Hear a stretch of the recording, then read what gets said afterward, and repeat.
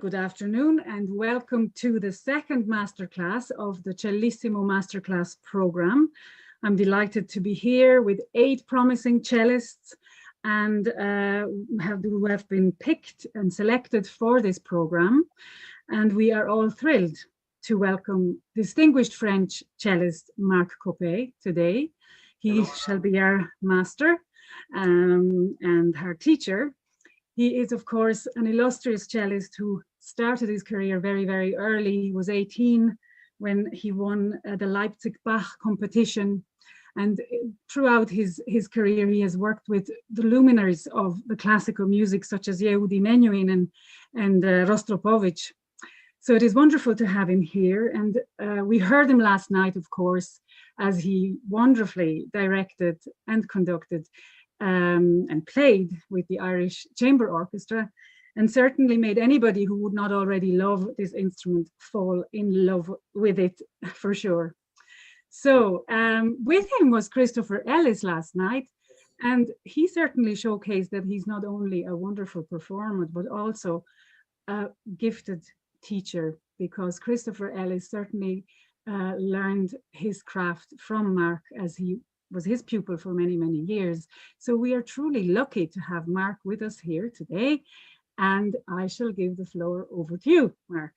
This is very kind. I thank you for this kind words, Anna. This is also my great joy to be here in Ireland for Cellissimo. I feel particularly privileged to be actually here and enjoying, even though, of course, we miss the audience, but still enjoying some of the spirit of what this wonderful festival is, thanks to your efforts in putting it together and keeping it together in spite of the incredibly difficult circumstances. So I thank you for that. And yesterday was, of course, a very joyful moment with the wonderful Irish Chamber Orchestra. And today I'm happy to hear my younger colleagues play for Cellissimo.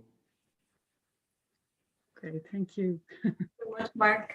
So we'll get started. I'll bring on our first student today. Her name is Catherine, and I'll ask you to turn off your video and we'll get started. Okay. Thanks. Catherine, you can turn on your video and unmute yourself.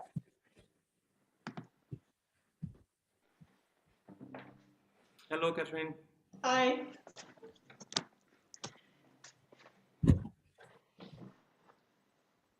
Oh, I think the videos. Oh no, yeah, the video is here. Okay, fine. I can see you well. Good. So, what do you want to play for me today? I'm going to play Schumann. Actually, for all of us. Schumann, Adagio, and Allegro. Okay, wonderful.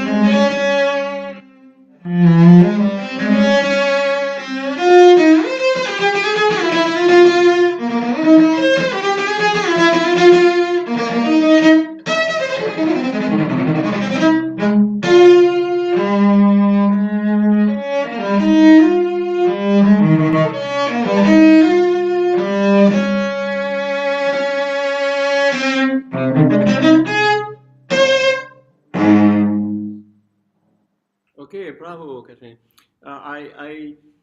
I think it's wonderful to play so well, especially without a piano and in front of a screen. So it's quite remarkable actually that you have that kind of commitment and engagement to play that music with the passion it requires, and I really appreciate that. So it would even be, of course, much better for you to enjoy with a piano and a little bit more space, and some things also would find their place, I guess, more naturally.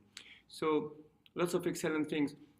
One thing that you tend to do a little bit consistently is this big glissandos, especially going backwards. I have nothing against glissando. On the contrary, when they are vocal, when they have to do with portamento. But I think you should check that some of those glissandos that you do are actually vocal. Would you sing them? When you do this, that kind of long, you see, it makes you smile. So if it makes you smile, maybe there's a question there. You know what I mean? Yeah. I like that you have a very smooth and comfortable left hand. It is quite natural, and so this you should keep, of course. But just watch maybe what you do with your bow when you shift. that it's a little bit more discreet. Yeah. This is just one example, but or when you do.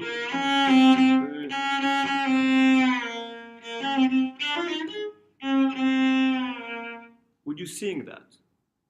No. You see what I mean? So maybe that seems to be like one aspect, but this is an extremely important aspect because this is the general aspect of what we feel and do between notes. So what kind of relation, what expressive relation you put between the notes. And I think that's what you can explore with more variety. When you start,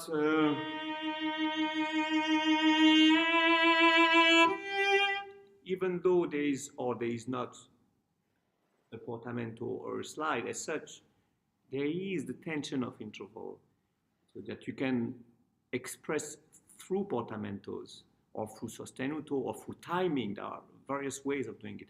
That aspect is very important, and sometimes I think you could explore that more to feel tension of interval more. And some of them maybe which are not that important, you could be a little bit lighter on them, especially when you go down. In general, when we sing, we usually don't do crescendos. We don't do that in general. This is just a very, it's not a very natural vocal thing to do. You see? You know the original instrumentation of that piece, right? It was a horn. It's a horn piece, right? So also that's maybe also something to have in mind. Of course, we play the cello and we sort of forget about the horn, and this is good. But this is good, and this is good in the sense that we need to play it as a cello piece, of course. But on the other hand, there's a specific inspiration that you can get from the fact that this is for horn.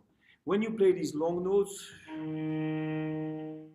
it has to do with this, this solid, deep bass and support of the line that the horn gives to the orchestra, for instance. It doesn't have to do with being very expressive, in the sense that you would be expressive in here. You see what I mean? These changes of character, of sound, of the role that you have. It's a different role, actually. Yeah. Whereas, and when you play, this is typically a horn motif. Maybe you know this. I'm speaking about that because I think it would help you settle the tempo differently, slightly differently. This is not adagio molto allegro. This is adagio allegro. Yeah. And there's something a bit, you have a lot of energy, and this is good, nothing to change about it, but just to have a bit of a more solid tempo. What would the horn make you think of as a reference in the romantic repertoire? Would you, how would you relate it to the German Romanticism? It comes up in a lot of symphonies. Absolutely. It comes. It's a favorite of Brahms, for instance. Brahms himself played the horn, right? Yeah. And Schumann, he wrote this fantastic piece for 2 pianos, 2 cellos, and horn, the Andante variations. And there's a concertstück for horn.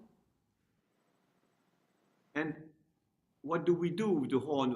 Also, much before, we have the hunting motifs, like in Mozart,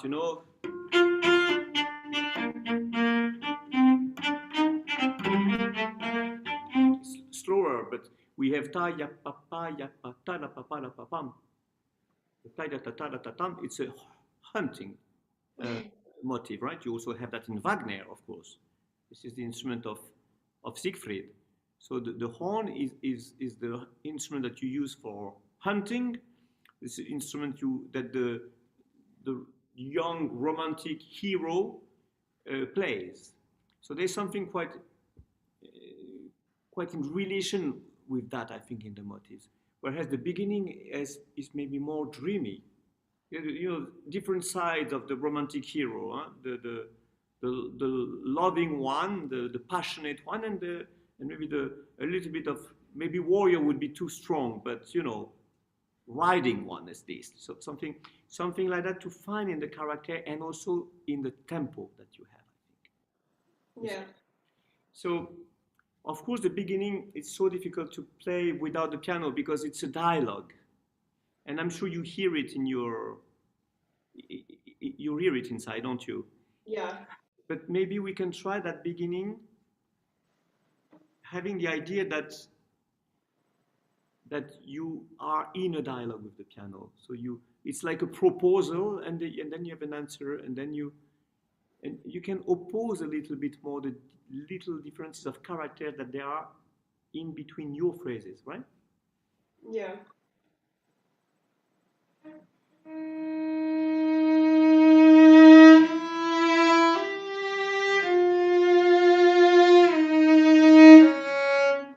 And don't forget it's adagio.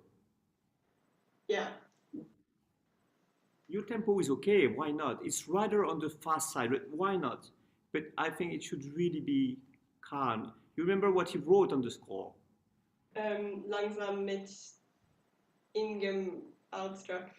That's the interesting one. Innigem Ausdruck. This inner expression, something that has to do with something intimate, almost introvert, right? Yeah. So I think when you start, it is in the way you breathe. Maybe not to be too nervous about it, but really quiet.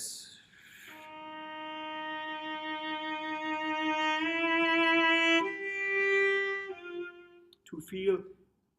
Later on, we will have the triplets in the piano. Ta ta ta ta ta ta. That gives more agitation, more flow to the music. But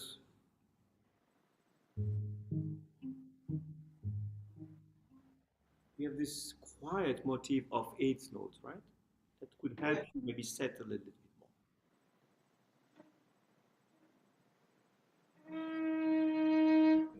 In the way you breathe, don't breathe so short. At least a quarter note.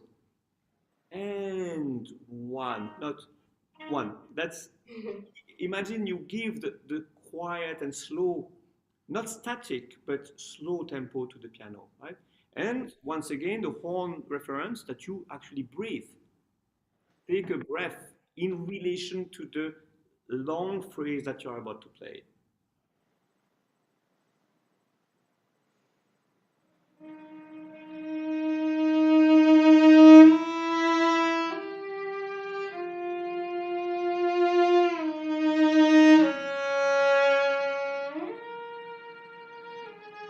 Yes, that is nice. You know, this more dreamy character, nothing nervous about it. Watch that you do, you have this little crescendo. And as you go above,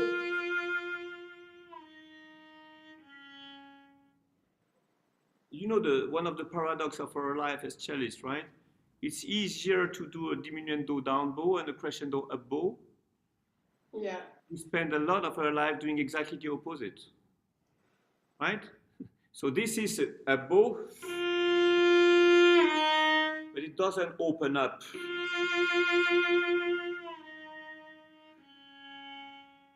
It goes in. Inigum. That's the typical inigum thing. If you go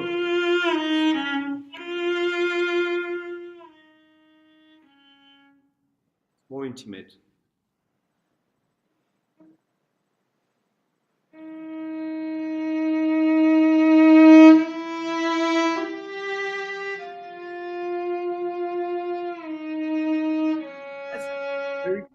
But you have to have a little bit more sun on this F if you want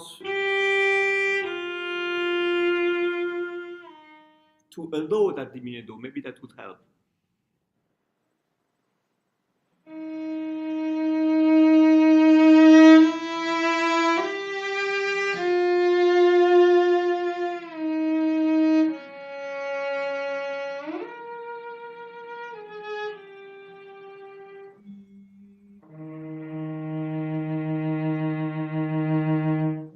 Yeah, you can make it very espressivo if you want, but this is the horn, you know.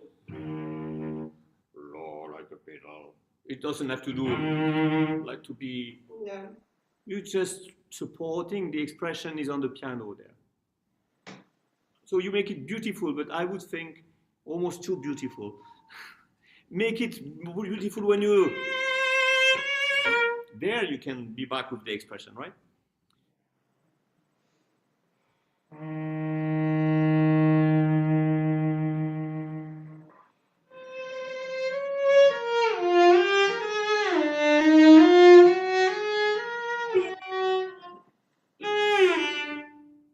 Yeah. The same, I really, I like it, don't get me wrong. You're right. There is this expressivity there. But just watch it, that's tawa, tawa, tawa. If you diminish the sound, instead of, and that has to do with Yeah. your who actually. Listen to the sound, you know, in between interval. What do you do with the sound there? Try this maybe.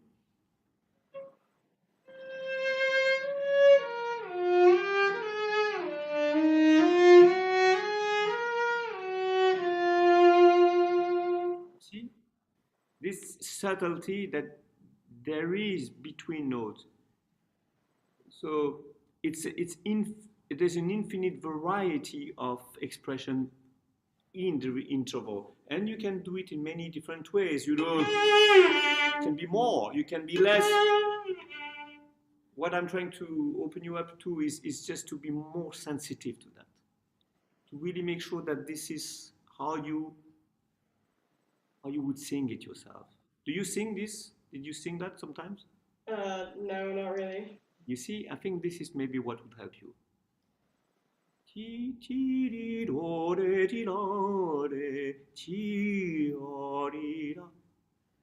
Try to define, this has nothing to do with cello playing.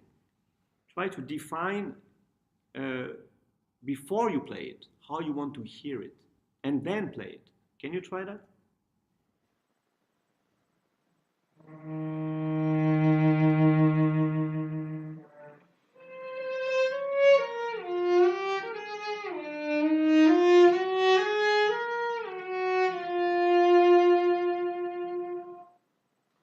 I think it's much more convincing. And it's more dreamy, it's more dolce, it's also more quiet, no? Yeah. There's no agitation there. There can be interrogation, there can be doubts, there can be all sorts of different emotions, but nothing nervous about it, which is not easy for us. We have reasons to feel nervous for instrumental reason, but try to feel the calm of the music there. Yeah. That was very nice. I like that very much, right? And you can time things. Take time doing those. Some intervals would take more time, some less. And this, you know, through singing. We don't necessarily have time to go into all the details, but just the general idea. You understand what I mean? Yeah.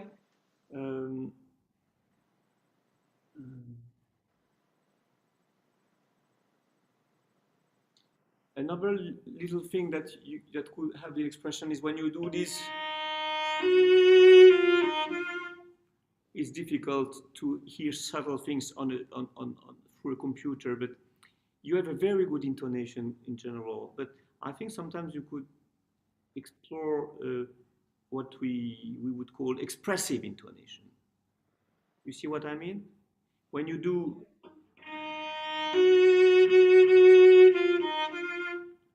G flats, right? There's some darkness to it. Try this.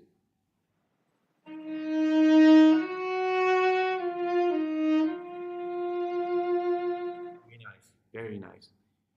It's like a, you know, like autumn color, right? There's no spring there. Yeah. Right? It's a darker light that opens up to possible enlightenment there.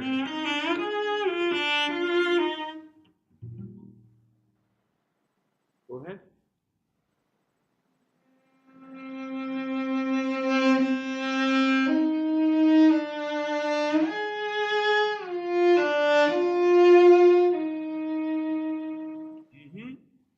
last little thing, watch sometimes, you have a very natural bow and a natural sound, which I really like very much. Just watch sometimes that your bow speed could be a little bit more, I wouldn't say controlled because you control it well, but just save a little bit. When you play long notes,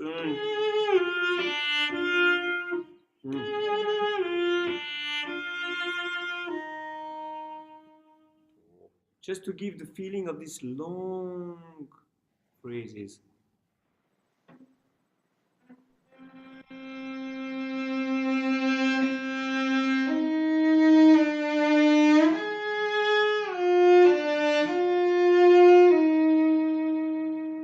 That is very nice. Then suddenly your phrase sounds longer. Yeah. Again, it is like, you see what I mean? Mm. Once again, that relates to how you breathe, how you sing.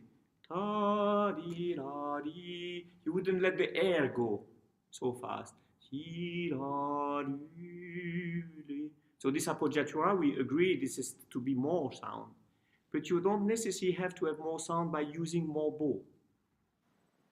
Yes, that's one of the possibility, and it's a known possibility, and it's a very good possibility.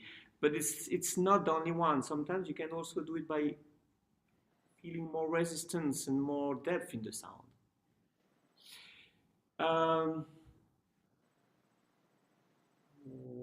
Let's do the agitato one.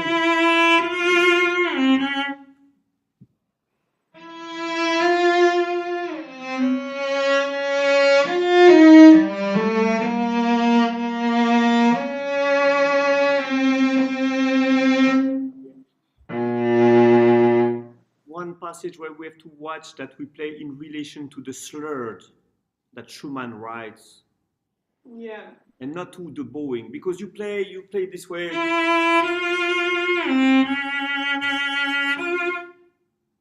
And that's not really why it's written.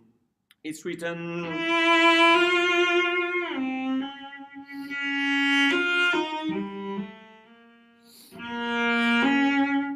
I'm exaggerating. Yeah. We don't have a repeated notes.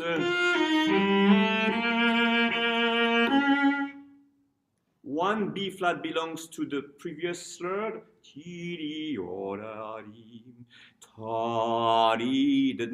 other B flat belongs to the next notes. Yeah.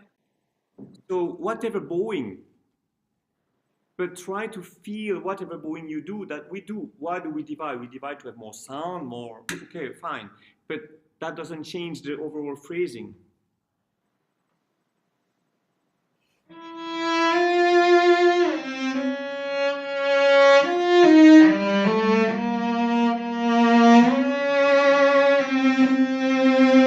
Something like this. And sometimes I would go for not separating some of the things. For instance, this one, 5.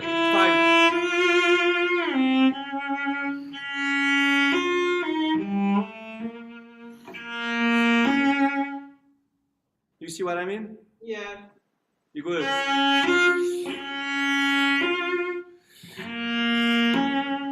These are so beautiful legato, I find. Can you try?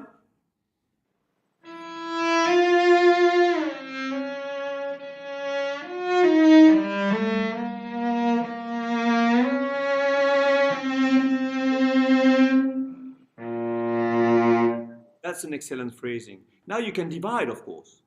Yeah. But maybe make sure that you divide at the best place, and that whatever division of the bow, this is a very Schumannian problem. Schumann is somebody who doesn't write for your bow. He doesn't give a damn about our bow, obviously, right? We know it in the concerto. This is one of the things, the difficulty of the concerto. This is not really cello organized, right? The phrases are long, they are not square, and we have to relate to the fact that they are not square, and our bow tends to make things a bit too square sometimes. So we have to relate to the phrase, okay? So that was the major thing I had to tell you about the adagio. And take your time. Take your time feeling this adagio. And that gives more space to what we just showed now briefly, this more agitato. This, I think there the tempo you have is great, very good. Yeah. To me, it's fine that there are slight tempo changes in the sense of agitato or tranquillo, right? Can we do a bit of the allegro?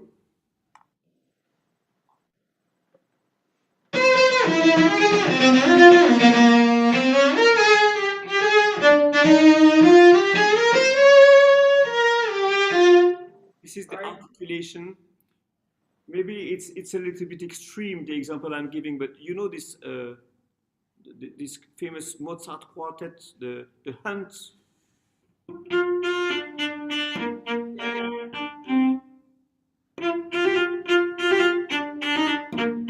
So in the hunting motive, there is always this not.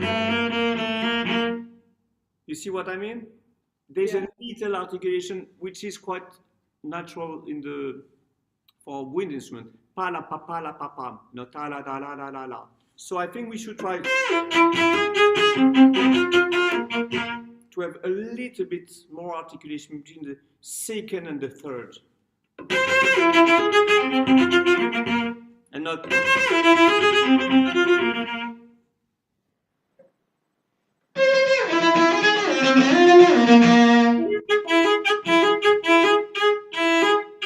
try this.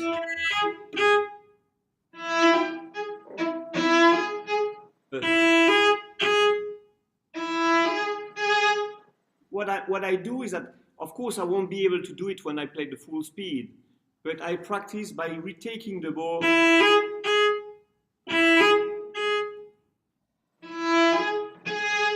You don't have to go above where you get. You have to.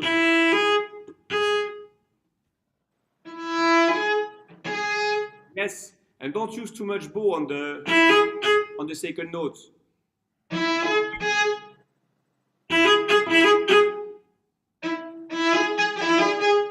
Yes, something like that. Ta-lam pam, and not ta-la-la. Yeah. See, that's easy to sing, not easy to do with a bow. This is part of the bow difficulties, where we think of the bow as a tool to imitate things which have nothing to do with the bow, which have to do with speaking, articulating, dancing, singing, whatever you want. But be careful that the bow doesn't lead you to do things which are actually not the actual articulation of the music.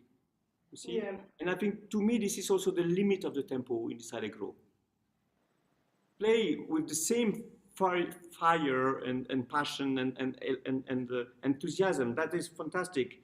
But just with a speed that makes us, that doesn't leave the possibility to hear articulation. That's all, okay? Sorry, Catherine, just before you carry on, there's just a couple of minutes left in the lesson. Okay, fine. Thanks. And also go for a very articulated dotted rhythm. Yeah. That is good. So you let the tension, the pressure go, but then you catch it up on the short note. Yes. That is the powerful, energetic way. You don't have to play loud. You have to play with rhythmical character. So this is expressivo, and the short note has more vigor.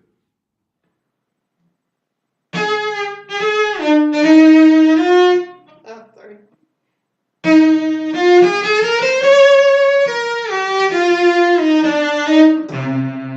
And as an opposition, this is more lyrical. This is cantabile.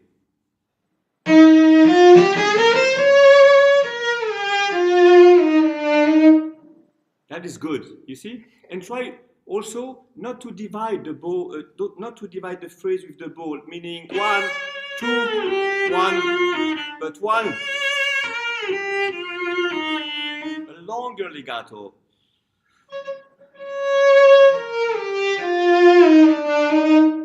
Yes, and then we have ta, pa, pa, pa, pa, pa, pa. Okay, go ahead.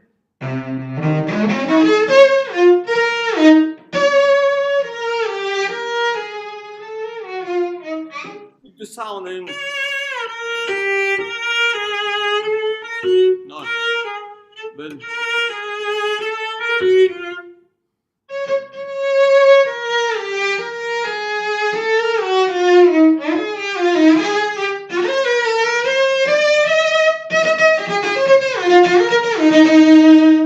and this is a little fingering tip. You have fantastic left hand because it's very difficult and you do really well. But sometimes I think you could spare yourself with a few unnecessary shifts. Okay.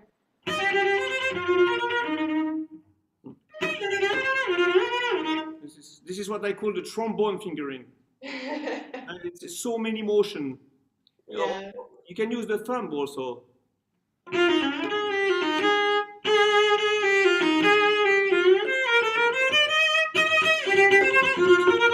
You have different options. Yeah.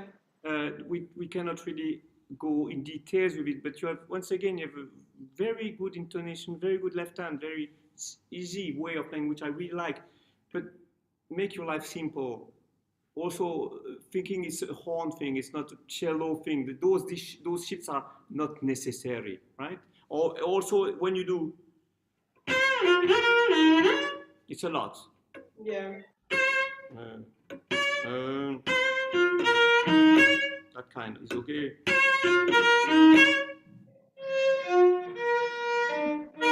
Two.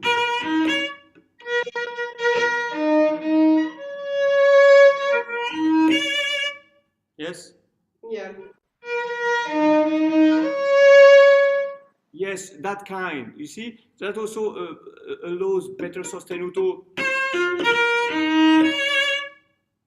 Otherwise, at some point, you have to lift the bow and shorten some notes which maybe should be supported more. Yeah. And then you get this. That was very good.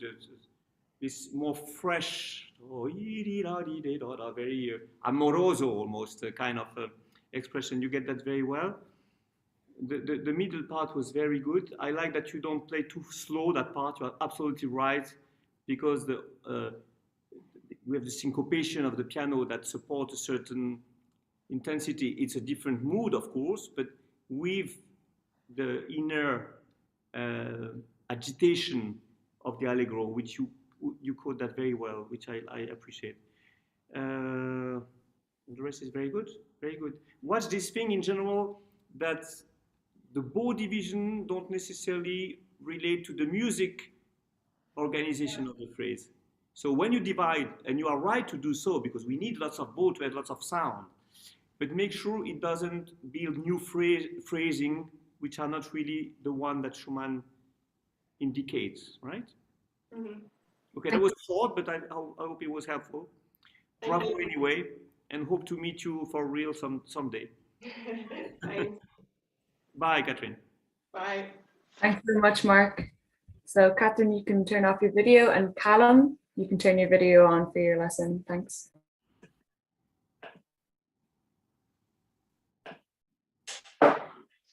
Hello.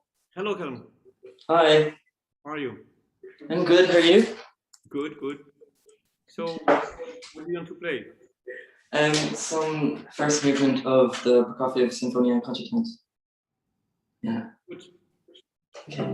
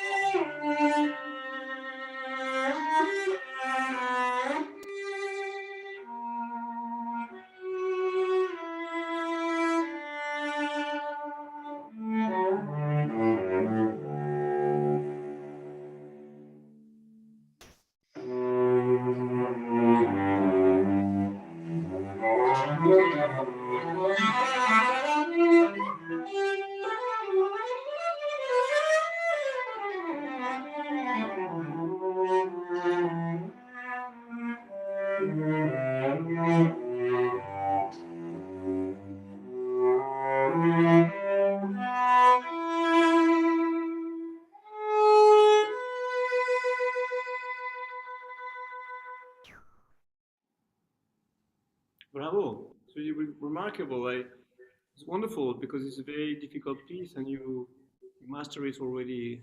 How old are you? 20. 20, so young cellist, and it's wonderful to play this with such a control and level already.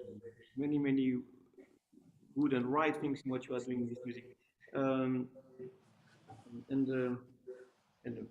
good control of most of the difficulties that you are facing there. And we know that this is one of the highlights of the virtuoso, difficult repertoire of the cello. But virtuoso maybe not, actually. It sounds virtuoso for us cellists, but it's not necessarily. And maybe this is what we see together a little bit, that to go more for the, once again, it's difficult on the computer with the sound of Zoom and so on, but to explore some of the variety of sounds and expressions that this music contains. The first thing I would say is that especially the beginning is much more dramatic in a sense. Yes. And I think you should not confuse the technical ease you have to play, and you have a lot of ease, and this is great. Change that. Some of the sound production, the resistance of the sound, if you start, you know, to feel that stretch of the sound sometimes. Or even in the piano. Okay, yeah.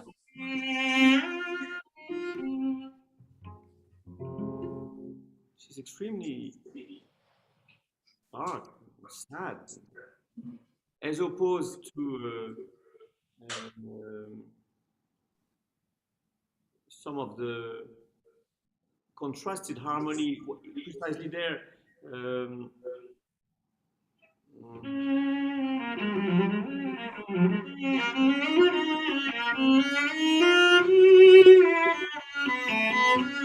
then comes the light. But I have the feeling that the darker side of the music you could explore more. Okay, yeah. Through this something in the sound that has nothing to do with the left hand difficulty, but that the sound is not necessarily. It also can be darker.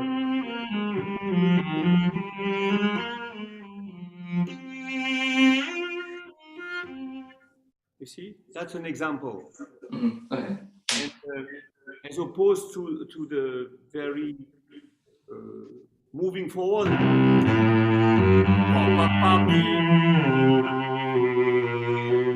This has a different sort of energy. So two main aspects that make that piece not just all the time lyrical the same way, so to speak, you see. Okay. Most of all is extremely lyrical, and that you get very well.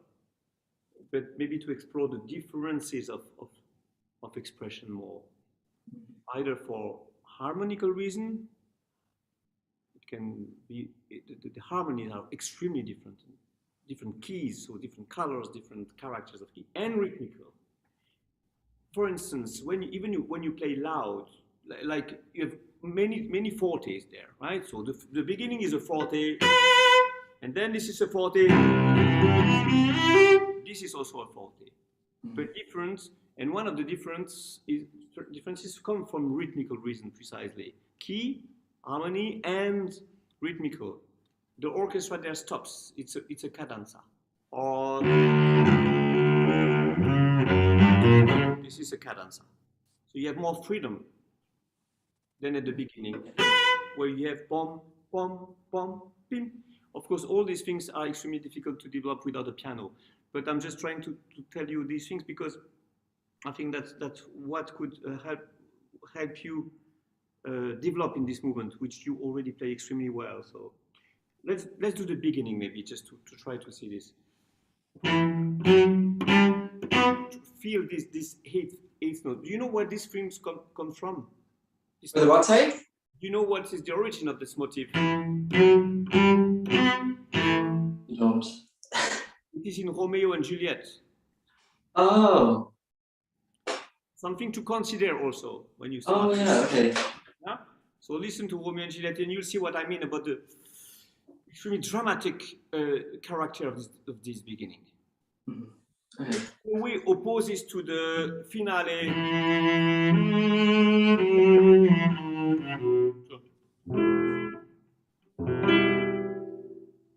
Right? You feel this E minor.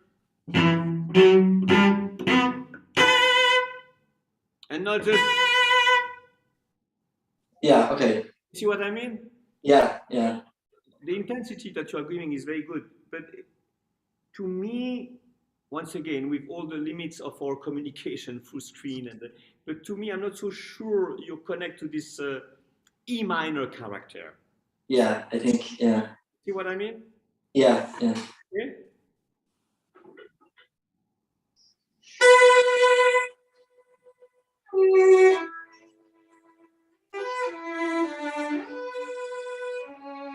Yes.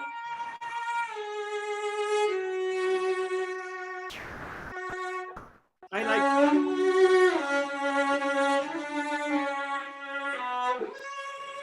Excuse me.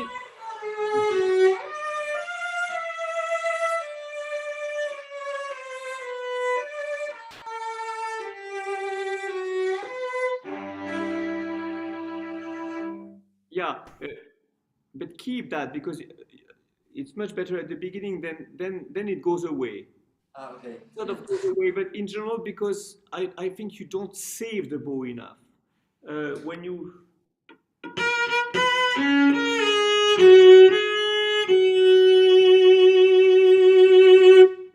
make sure that you use the bow in a way that gives a possibility to be more generous at the end of bows.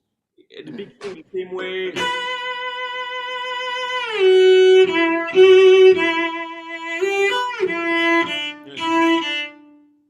And watch that when you have more bow, when it's easy to use bow, like such in such passage like a separate notes, you don't change the sound quality. No.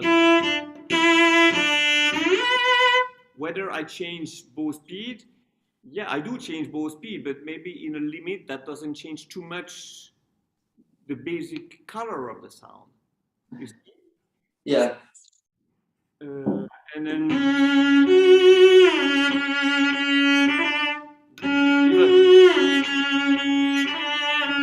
sounds a little bit too light for me.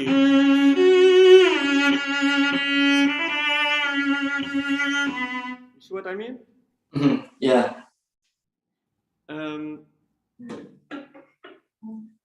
Okay, let's one last time just to feel that, and just 2, 3, 4, 5.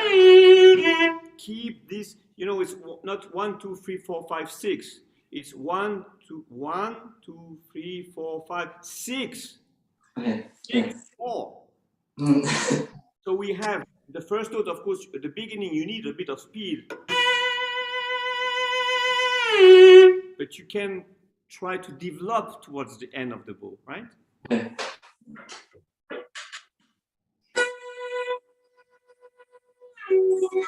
Yes, and also in the vibrato.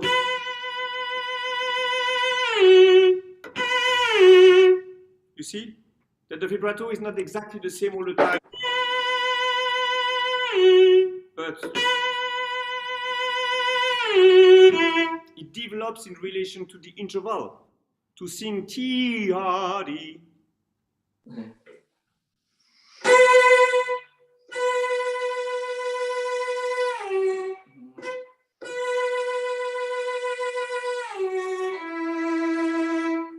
Yes, something like this, but you are a bit short of bow.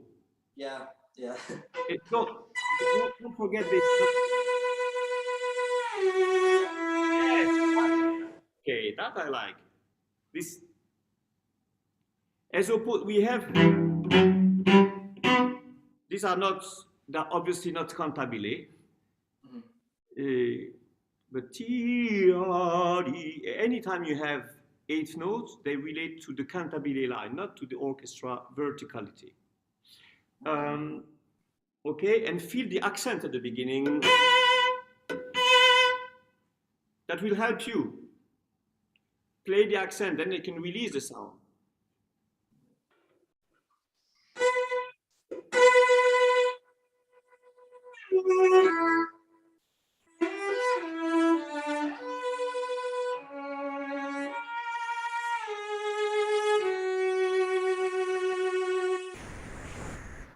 Yes, good. But 1, 2, 3, 4, 5, 6, 1. Okay. You sort of let go this F. The F is Yeah. more like an upbeat of the next bar. Okay. Try this. From Just the F. yeah, because we have to move. Yeah.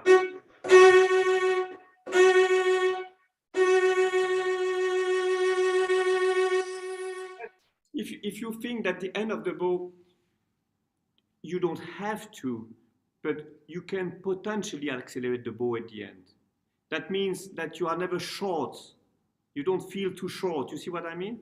You don't Yeah. have enough bow. You have a bit more than you need. That's how you can feel free. If you just have the exact quantity, dangerous. Don't spend everything. Because this goes more like a crescendo for the right?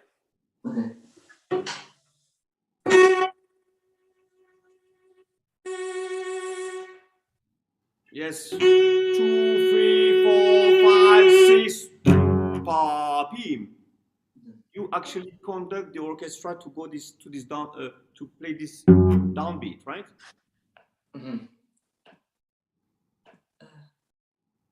Sorry, a call came in. It's okay. Go ahead.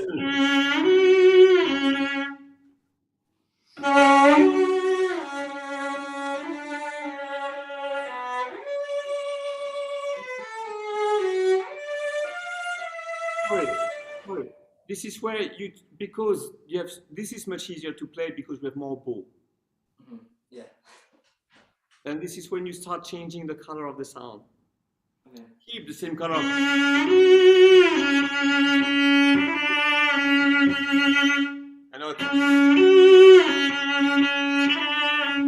It's too happy and too light and too easy.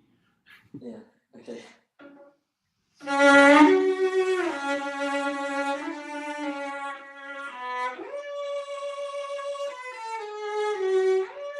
Oh, sorry.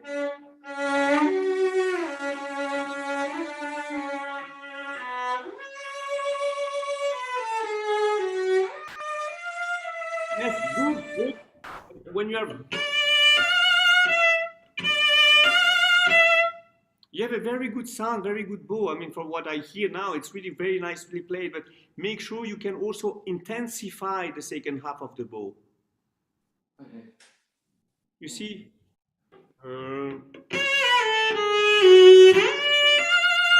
Not, but Okay. Yeah.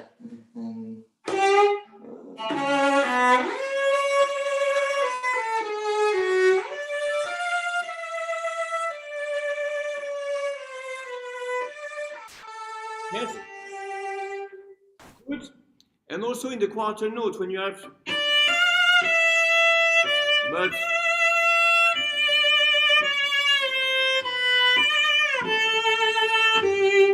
the very end of each bow, keep the contact on the string. Okay. You see what I mean? Yeah. Not separated notes. It's always whether we articulate a little bit by changing bow, but it's all a big legato. So between bows, don't drop the intensity and the contact with the string. Last time, make sure when you set down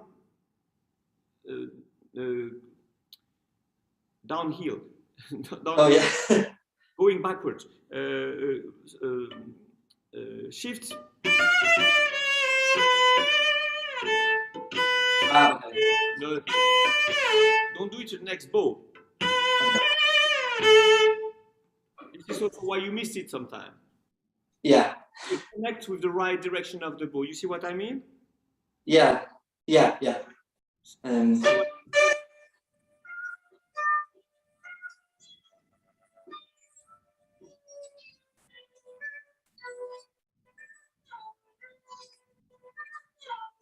Good. I don't hear you for some reason. Your connection is maybe not so good, but the shift is in the previous bow and not.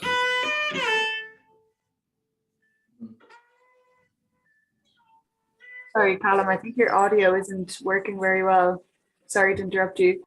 Sorry? Yeah, Your audio at the moment just isn't working very well.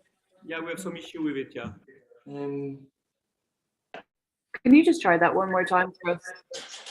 Yeah. Yes, from there. Oh, okay.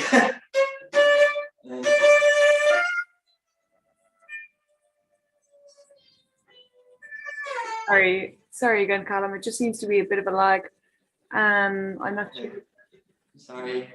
No, it's okay. You know, so what happens is sometimes it's also some kind of saturation of the sound. It's too loud, and the computer turns the sound, the volume down. That happens. I don't know if it's that, but you got me about the coordination. Yeah. Just watch what you do with where is the position change. Okay. Connect correctly between the bow and the left hand. Mm-hmm. The bow will never be bothered by your left hand. Sorry, Callum. I think maybe it's a bit further back from the.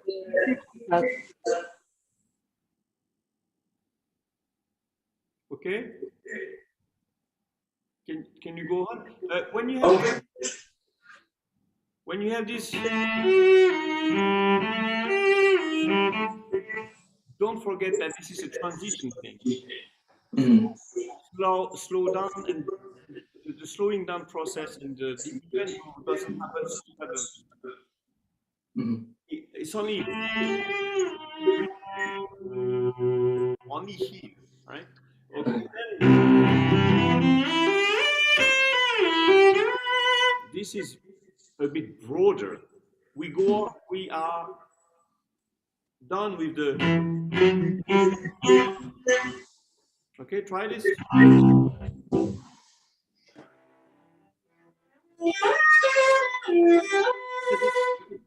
Feel the interval.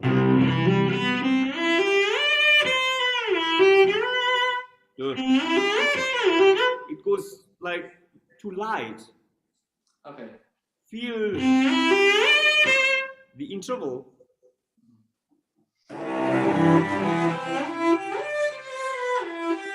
Yes. And you can play with a little bit more freedom. Okay. Yeah. Like, especially when you get to the top notes.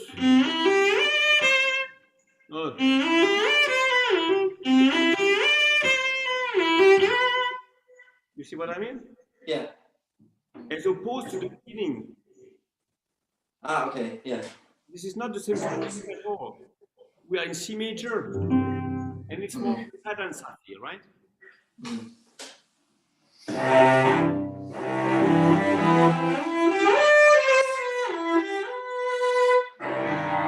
And all these notes. Ta-da! Ah, okay. Yeah.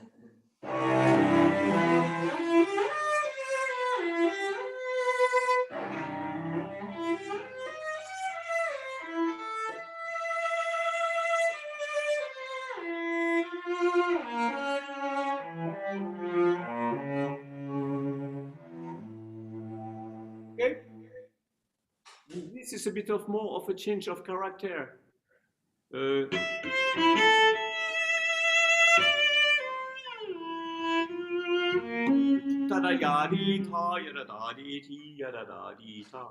This is a transition to the second theme.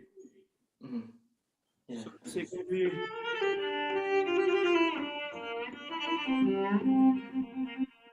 Very soft. Mm-hmm. You know, there's a tendency to, once again, it's difficult to estimate that on Zoom, but there's a tendency to think you have to be loud all the time when you play polka. This is not true at all. This is an extremely well orchestrated piece, and the piano can be very soft sometimes. This is soft. This is dreamy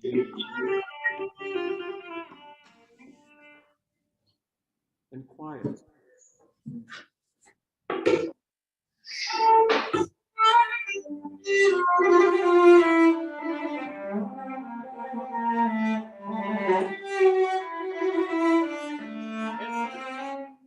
And it's not too much. Oh, okay. Remember how it's played by the flute before.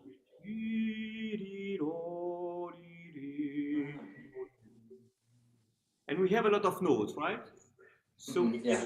get excited with these notes, but the character of the phrase is just ornamentation. This doesn't excite it, it's just ornamental.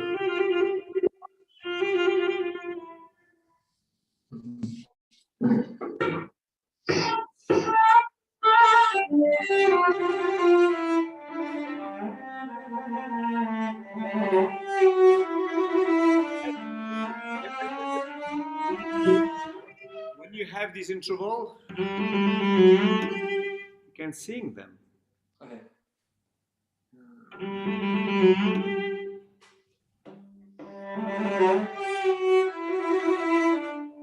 Yes, and avoid. Oh, yes. Keep your bow more steady.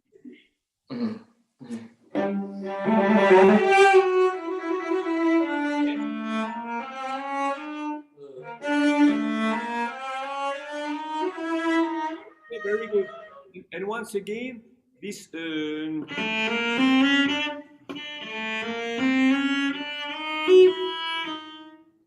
the resistance of the string.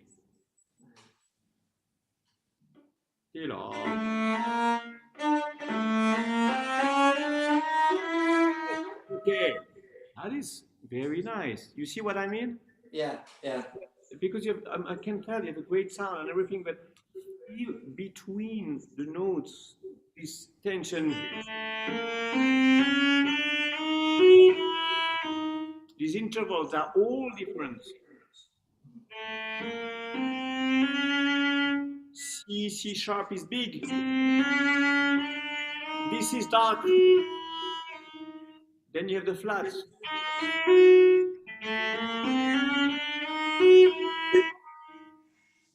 You see? Yeah. You need to color and just feel those intervals in your bow as well. Okay?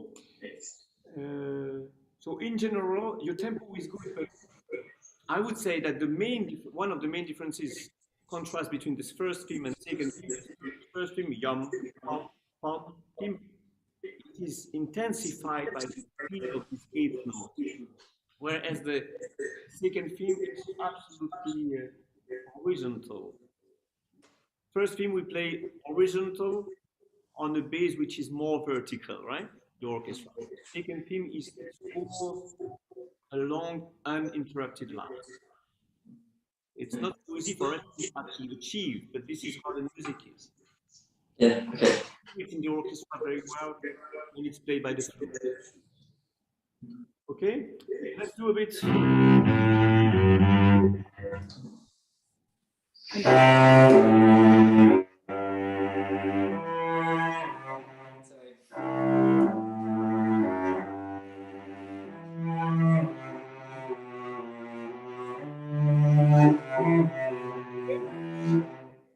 Do you remember the accompaniment of the orchestra?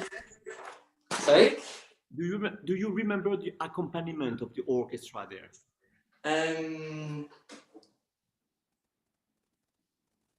It's not coming to mind. Because that would give you more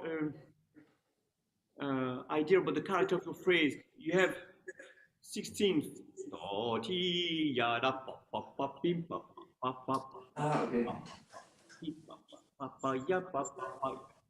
Okay. So when you play that,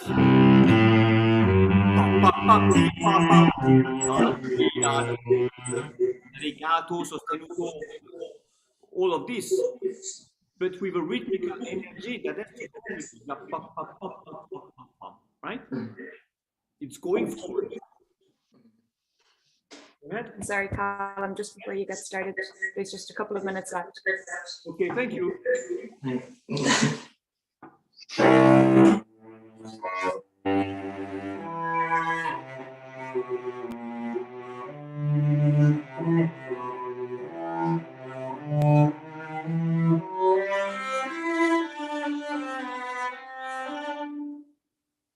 Sorry, Mark, would you mind unmuting yourself?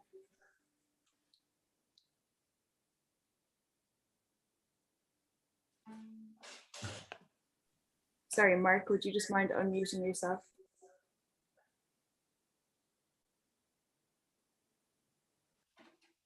Sorry, you're just muted at the moment. If you just hit the unmute button. Sorry about that.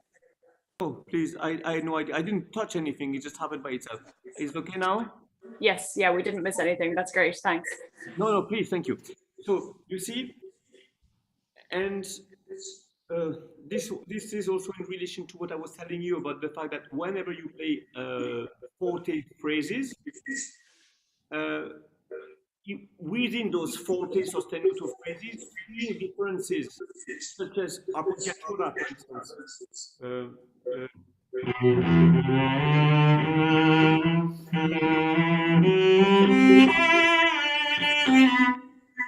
So we could say that everything is intense, but some are more intense than others, or some are less intense than others. You can put it either way, but you see what I mean? Yeah, yeah. Find within the strong, characterful, forte, sostenuto, legato, everything there is in these phrases, know that you lean on more, that they have more expression, so that the phrase organizes it in relation to this moment. Otherwise, it might be a little bit too much the same. This is what I was trying to show you with various examples to contrast more this movement. Just quickly before we finish this,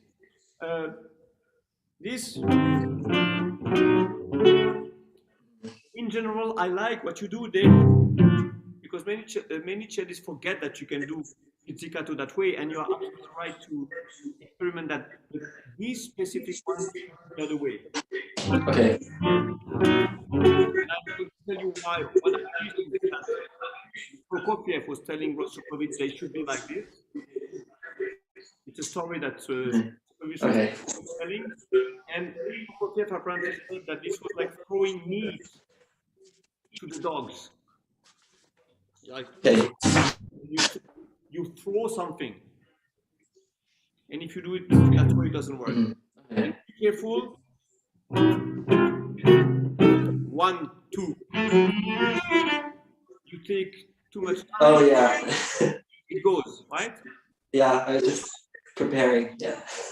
So right. Don't forget that when you play this.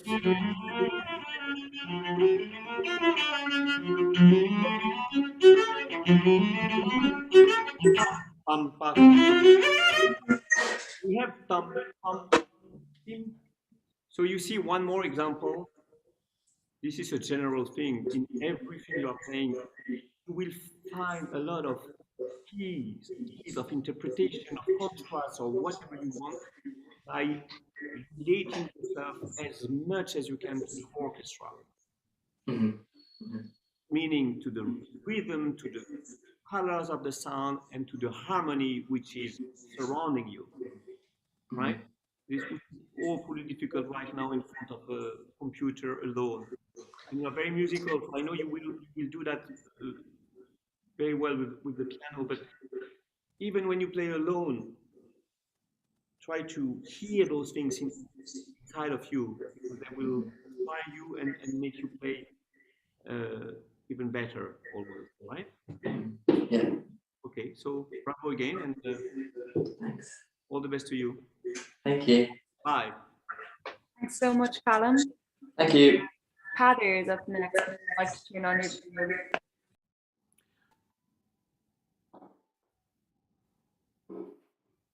Hello. How are you? Good, and you? Not too bad. Can you hear well? Can you? Yeah, I think so. Okay, good. We had a little bit of a trouble with Callum before. I hope it will be fine now. Okay. What do you want to play? The prelude from the sixth suite of Bach. Great. Okay, fine.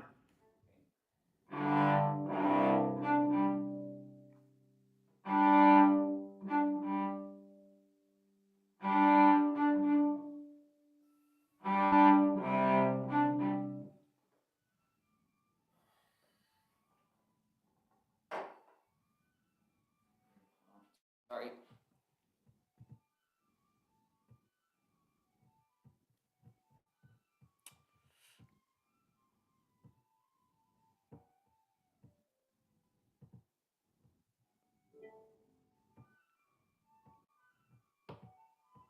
No, this. I forgot.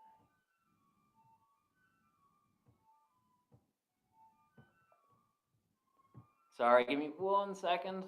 Please, please. It's okay.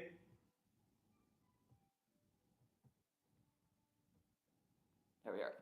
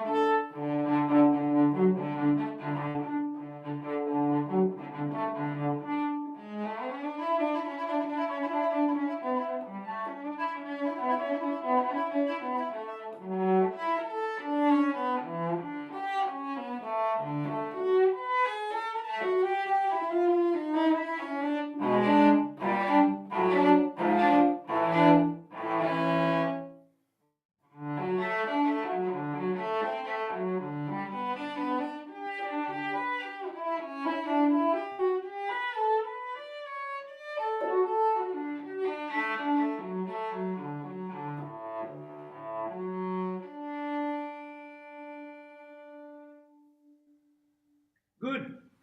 So this is one of the beauties and most difficult, at the same time, most difficult pieces for the cello. Obviously, you know also why, just because there's one string missing. Huh? So for those maybe we listen and who don't know so much about the cello, we have to imagine that this suite was written for a 5-string cello. So which means that when we play some of the higher register things, it should be actually in the low register of the cello, in the low positions. And here we have to climb and make things a little bit, that makes things obviously much more difficult. But I think you should not lose the sense of the fact that whatever positions you are in, you still play harmonies, chords, and not individual notes.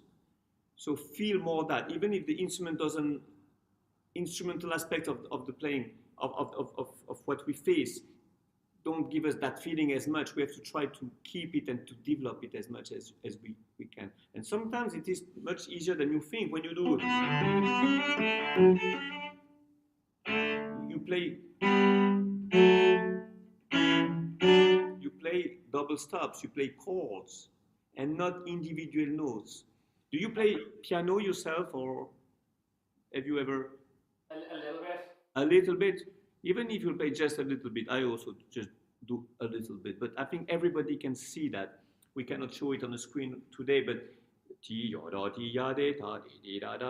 play, like you feel the chord and your fingers just articulate notes within a chord. And I think this image and that feeling you should try to develop as much as you can on the cello. First of all, because it's easier for your left hand, it's better for your intonation and so on, and it's better for the phrasing. When you play, this is obvious there, because we have a lot of open string. It is like,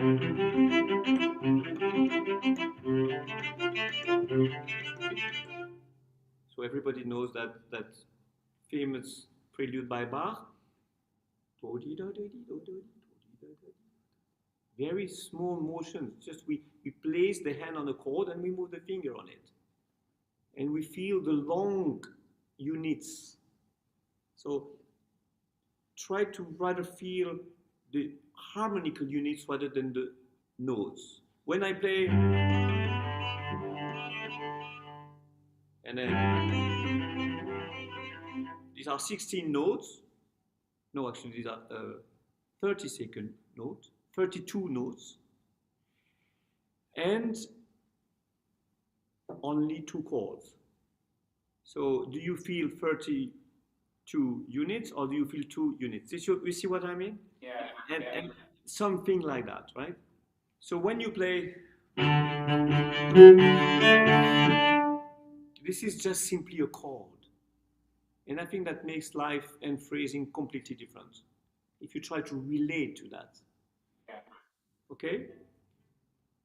Let's try that. I think that would be a thing to try, just at the beginning. And also this is just a way to have the cello ring more because we have more open string. But the motive is, so these are not actually free notes.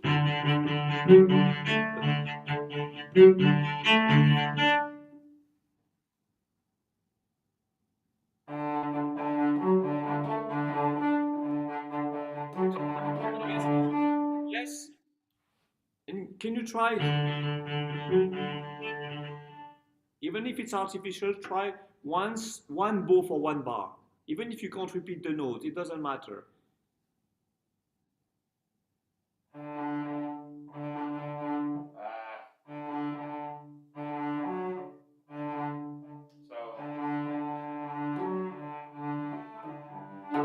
Yes. You see what I mean? It's a bit artificial and not easy though, but just.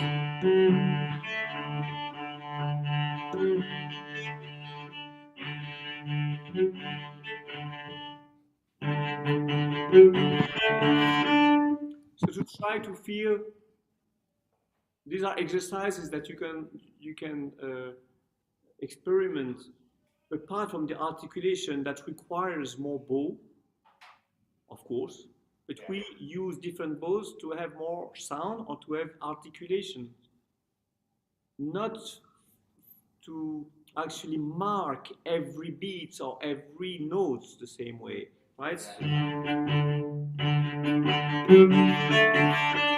There's something too easy to understand when I do. I can have different bows, but it's still that flows like water. You see? So to try to be in relation not only with the actual individual notes once again, but with as much as possible the flow of the music. I think that's what you would need. That's one aspect. The other aspect is to feel maybe a little bit more air in the sound. You play, you know, the sixth street. It's like a D major. It's the happiest of all suites, with no mixed feelings in a way, right? It is pure joy. The question is that for us cellists, it's not always pure joy to play it, but the music itself, it is there, and you should, I think, or you could relate as much as you can to that enthusiasm and to this. Can you try this first to free the sound as much as you can? Yes, that's better, and feel you lift the bow a lot, but if I lift the bow, I come a bit vertically on the string. I have to lift the bow, but most of all, I have to lift my arm.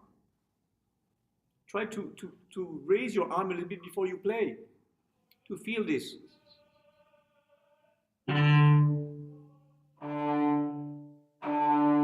I don't have to come too far from the string because I might hit the string, but I have to breathe here. You see?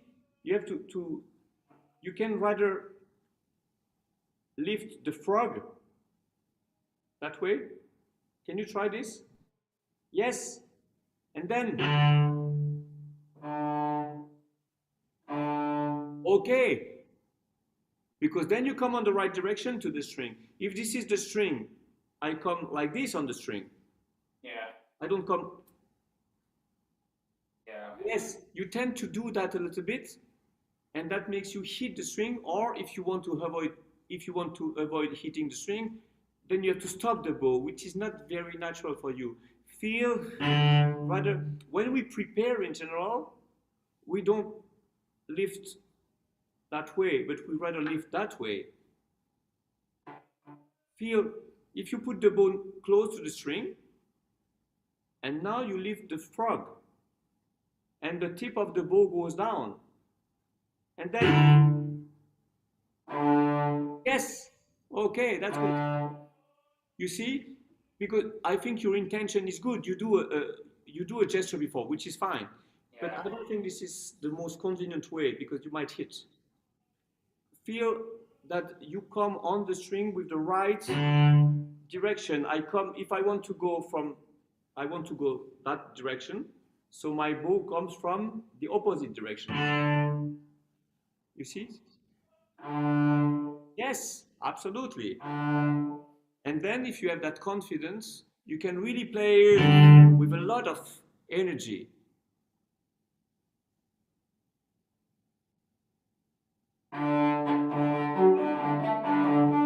That's much better. In other words, try to come on the string with the direction and the speed that you actually want to have when you play. And then I can play. If I come that way, I don't have the right speed, I don't have the right direction, and I stop the bow. And that somewhat blocks the sound, right?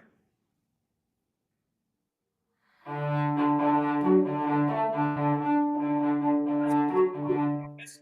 Then the last thing. So I build a chord. Feel those.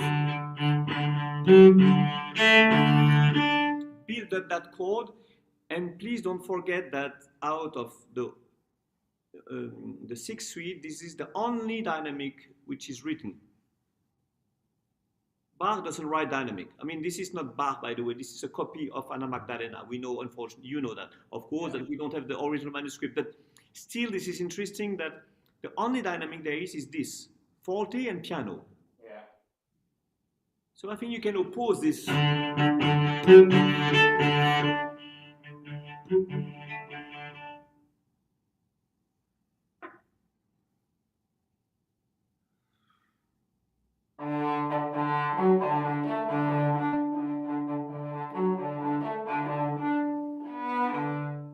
Yes, I understand something else is starting, but don't really stop.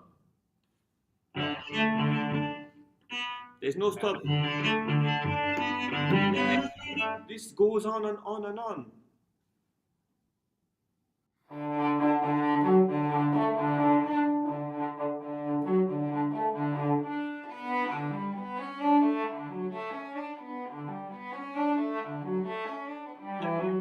This opposition between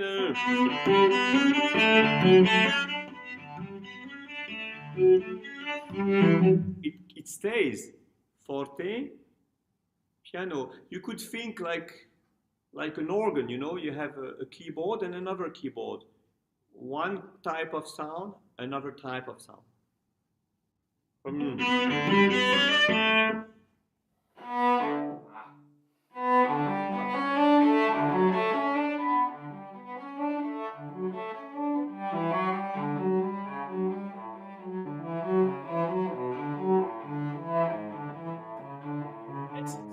That is nice. I like that. It's much more fluid now. Yeah, this is like you know, the great cellist Paul Tortelier was always saying that he was saying that about the prelude of the first suite. It was like a signature of Bach. Bach in German meaning the river, you know. So this is like water. It's a flow, and you cannot stop the flow. Yeah. You can try to organize it, deviate it, and so on, but you cannot really stop it. So be, I don't know how to say that, but just by feeling this, let the music flow. Don't force anything. It's like being it's like being a little boat on a beautiful river, and everything goes fine. Nothing is going to happen as long as you let it go, right? There is no waterfall anywhere. It's okay. You can go confidently. When you have this, try to feel more of the polyphony.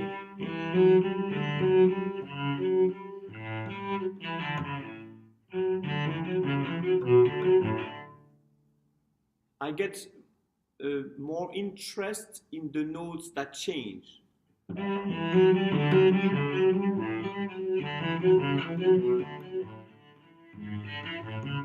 It's a dialogue.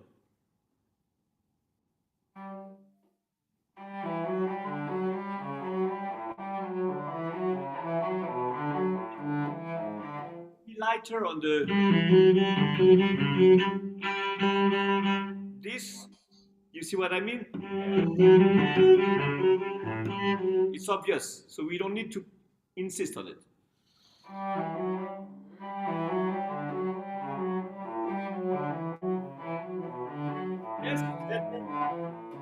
when you practice,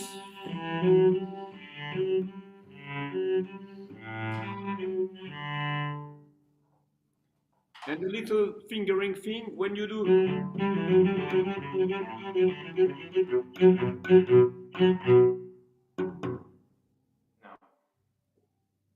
you don't feel good with it because you cannot play legato with the same finger crossing string. Yeah. You can change.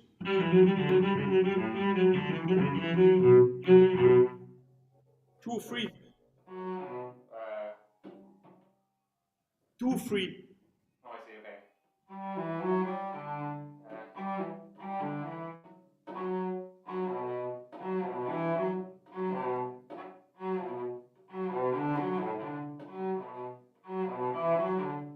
Yes, yes. Try to feel the difference of, it's voicing.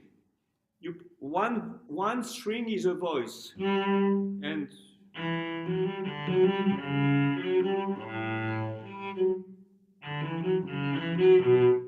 difficult to explain, but there's a little difference of contact between string.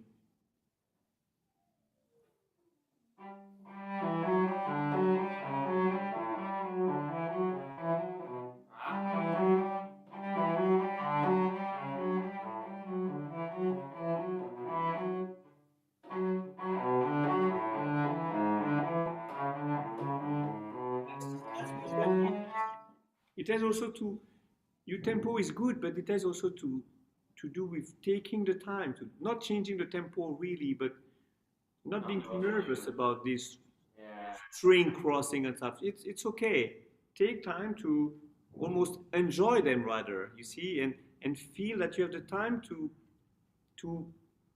have little differences of contact and cantabile. It is a cantabile. If you think actually one of the risky thing is that there are so many notes to play. But if you think of the length, the melodic or harmonic length of notes, they are much longer. If I play, these notes are actually dotted quarter.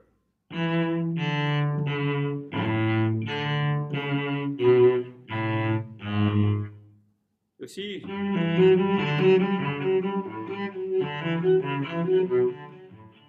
And this is rather what I try to feel. The actual melodic length of the note, not the written length of the note. It's not the same. Yeah. It's a simple thing to understand when you play the first prelude.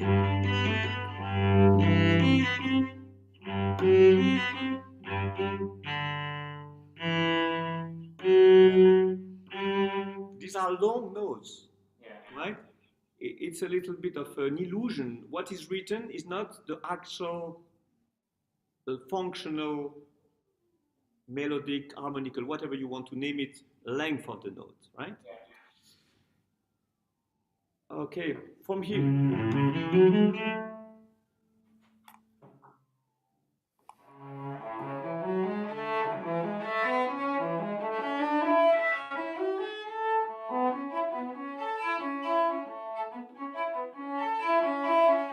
Yes, much better. It is more quiet, and I think this is good for you. You have to be calm when you play that. Energetic, but not nervous. We have to take time. So don't forget this basic element of.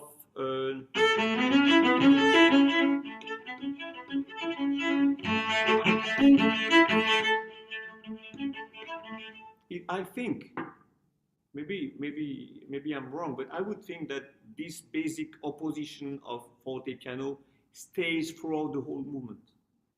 Yeah. You agree with this? Yeah. Yeah. Okay. So that means sometimes you should play more, but that also means sometimes you can play less. This forte piano is also active versus passive. This is active.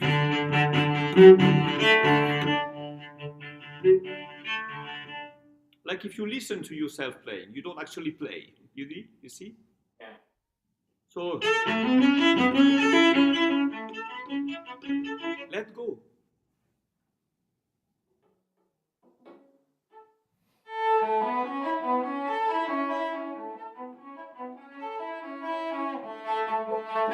Yes, and I wouldn't do a crescendo.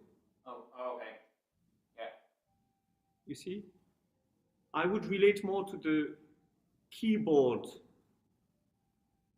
way of approaching certain things. You have, like organ, you have one sound, you have another sound, and you change. Okay? That's what I think, but maybe I'm wrong. But I think this is more the way it's written.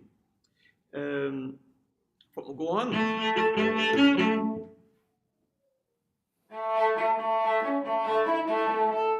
In progress. More and more. Yeah.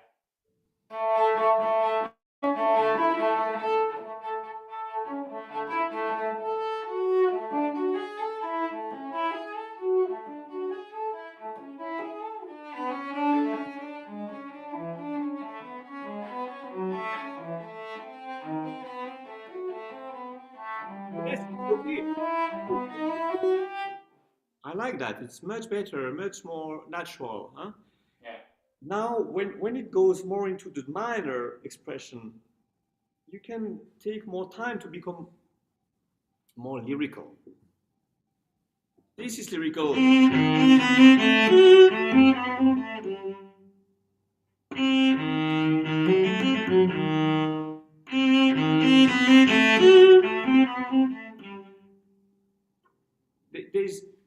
It's always the same rhythmical motive. I mean, the same rhythmical figures, let's say, not the same motive. Motive change, but the timing changes.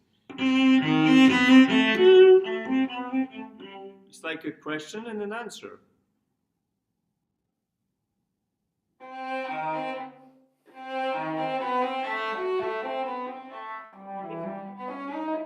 Meaning that the motive don't necessarily change, start from the first notes, not. But Yeah. you see what I mean?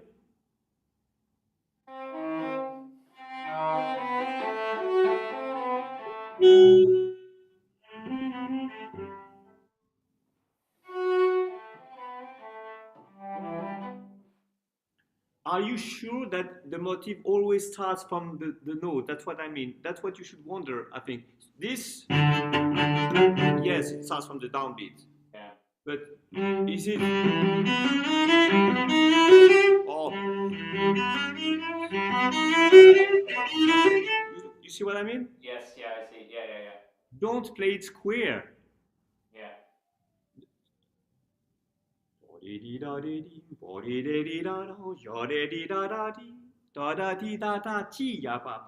There, yes. You see, you can change.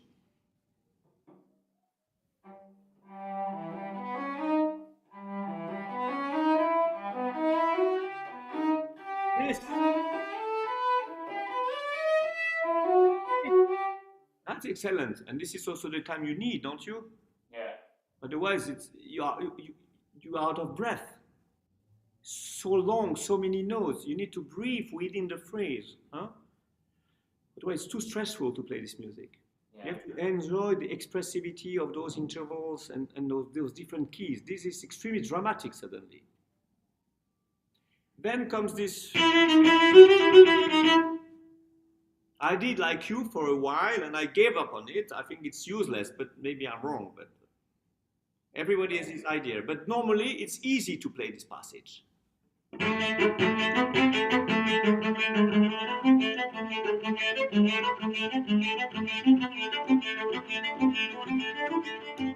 see what I mean? It's like a. That kind of thing, or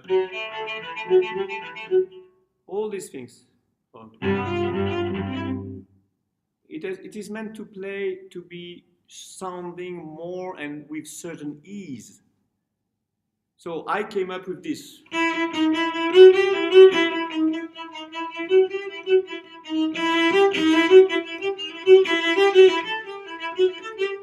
You see what I mean? I do 1, 2.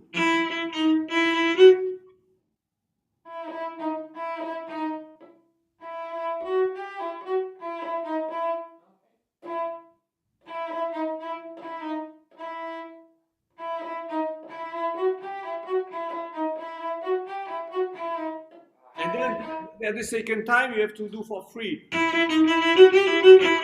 3. Oh, I see.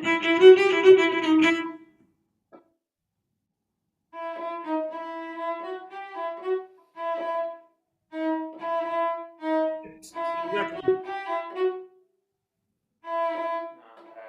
Yes, yes, that's it. Yeah, that was good.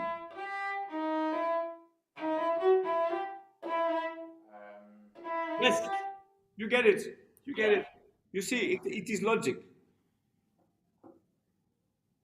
I think this prelude is difficult enough, and you don't have to add any difficulty. That's my opinion, and everybody does what he wants with it. But anyway, this is a transcription, so yeah. right. If you are okay and comfortable with but the problem of the sound of the D string is not necessarily the sound we want. Yeah. The logic would be to. That would be the logic. Some do it, but good luck. I think it's not so useful to add difficulties. Anyway, so that's just for you to know. In the meantime, make sure that you have a bit more lightness on your up bow. You see?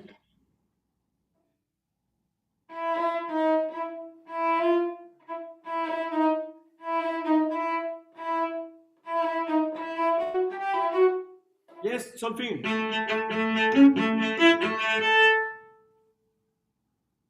Yes. Try it.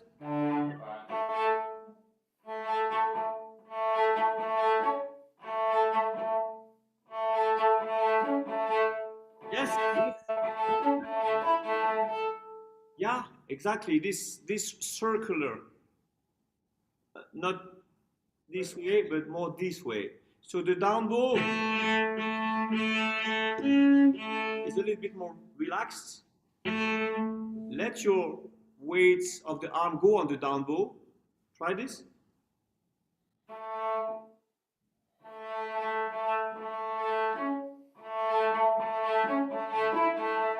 Yes, yes, something like that. Make sure that on the up bow you lift a little bit the weight of the arm, because you sort of go down.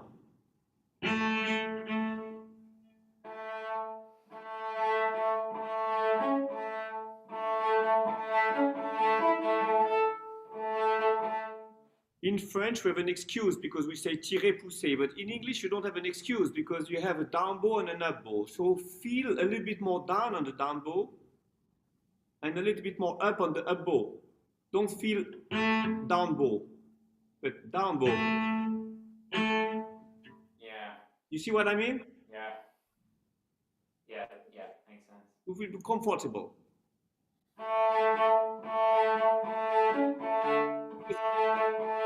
Lift the arm a lot on the down bow. Pardon? You tend to lift the arm quite a lot on the up bow, on the down bow, sorry.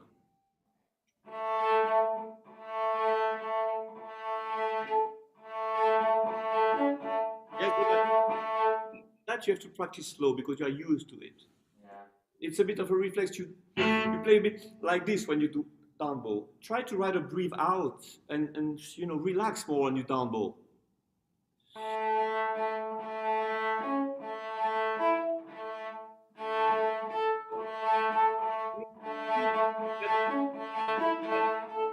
And the shoulder goes, you know, more loose when you go put the bow on the string. Yes. For what I can hear, even through Zoom, the sound is better, no? Yeah. It's more, it doesn't have to do with forcing, it just has to do with feeling the natural weight of your arm when you go down bow. Breathe out.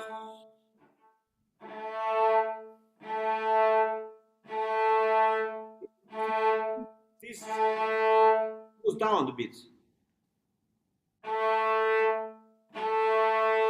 Exactly. Not forcing anything, just letting go this aspect of the. Yes.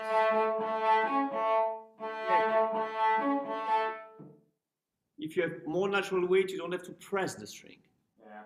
Okay, now when you arrive at the cadenza,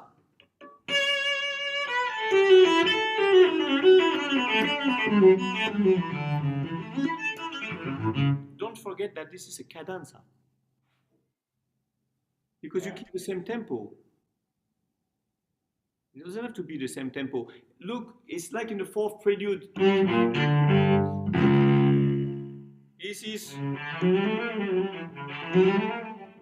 a cadenza. It doesn't. This is boring. Everybody knows that, right? So you play with a different tempo.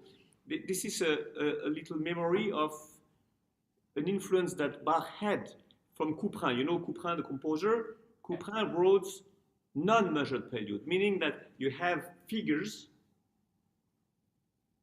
which are organized in phrases, harmony, and you, from these figures, you deduct a certain rhythm.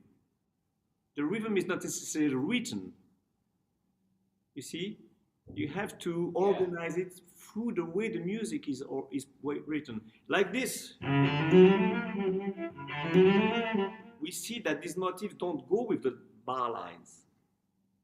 It's a bit the same here.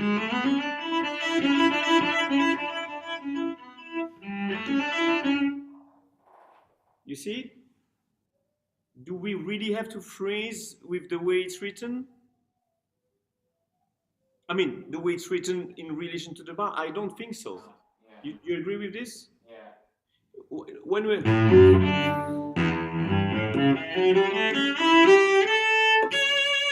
This is a cadenza. Yeah. And we cannot play this. Yeah.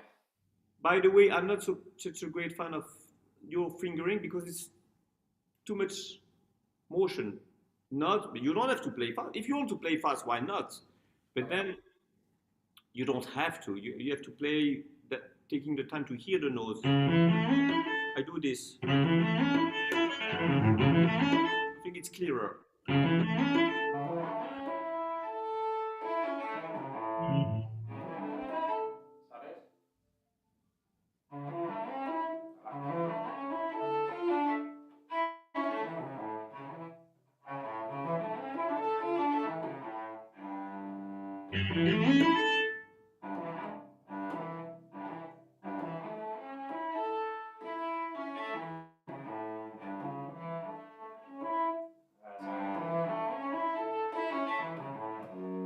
Yes.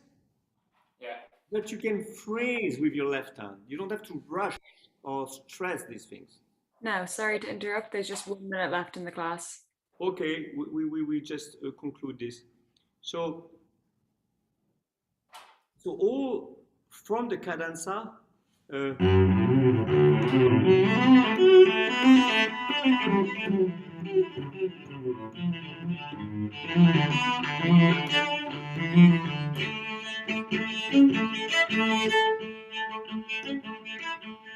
Even this is, of course, more like the beginning, but not quite. Yeah. Because it is in the middle of the cadenza.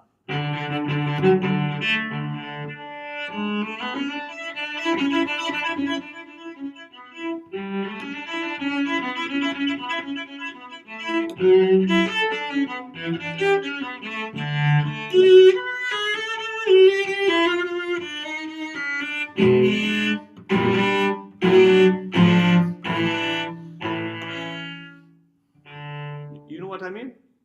Yeah. Because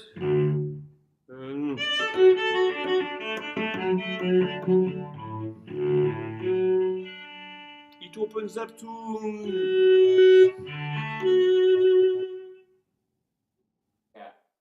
this is the only prelude that ends up piano.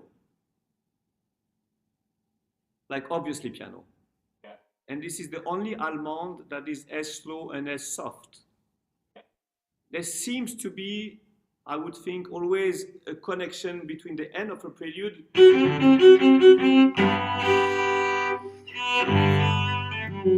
you see? Yeah. Yeah. Or some feelings. Prelude is to prepare for the Allemande. So here we calm down.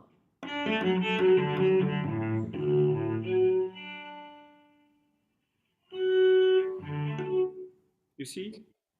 Maybe more, maybe differently, for you to find your way, but with the idea of a relation between those two movements. You see? So, to summarize things, I would play it once or twice on the keyboard so that you can relate to this harmonical structure of the music, and so that you would phrase longer, but that the articulation, which is good, of course, but the articulation doesn't make you lose the sense of those longer lines. You see what I mean? I think we feel better when we connect to those long lines. Huh? We feel better, we find better tempo, better sound, better relation to the text. Try to feel a little bit more of this natural weight of your arm, because this is a very stressful piece.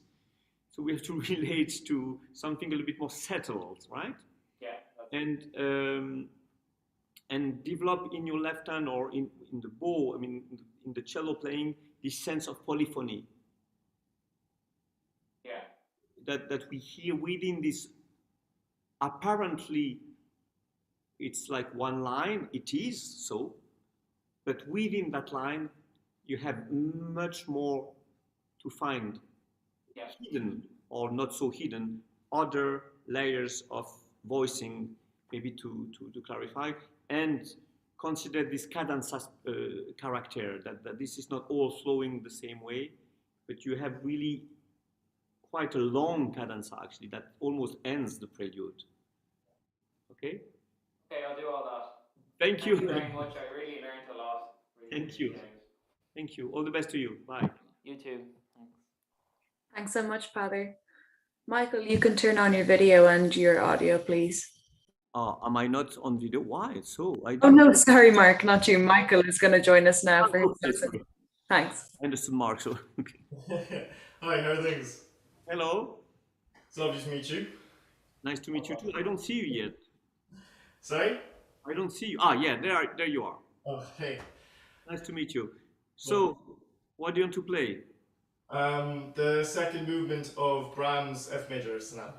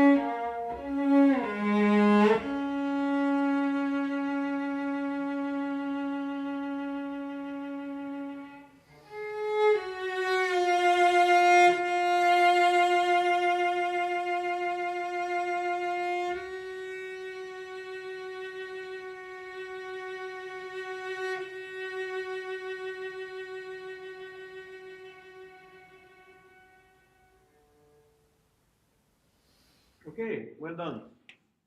Once again, it's a difficult exercise to play this in front of a screen and without a piano, because this is so much a piece that has to do with a kind of dialogue that we have with the piano.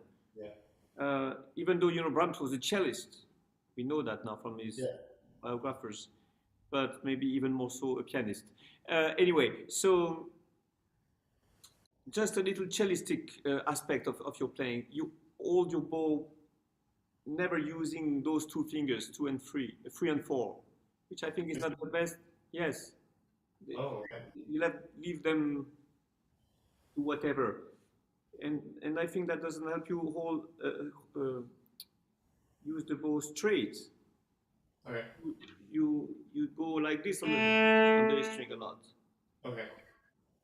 Watch that you know that I'm sure I'm not the first person to tell you that the bow should be perpendicular to the string. Yeah. You know that. Yeah. You know why? To resonate the best, evenly. Yeah. It looks good, True. but that's no, I'm kidding. But that's not the most important. And sometimes if it's not, it's okay. Okay. It have to be. It depends what you play. But as a basic, when you start.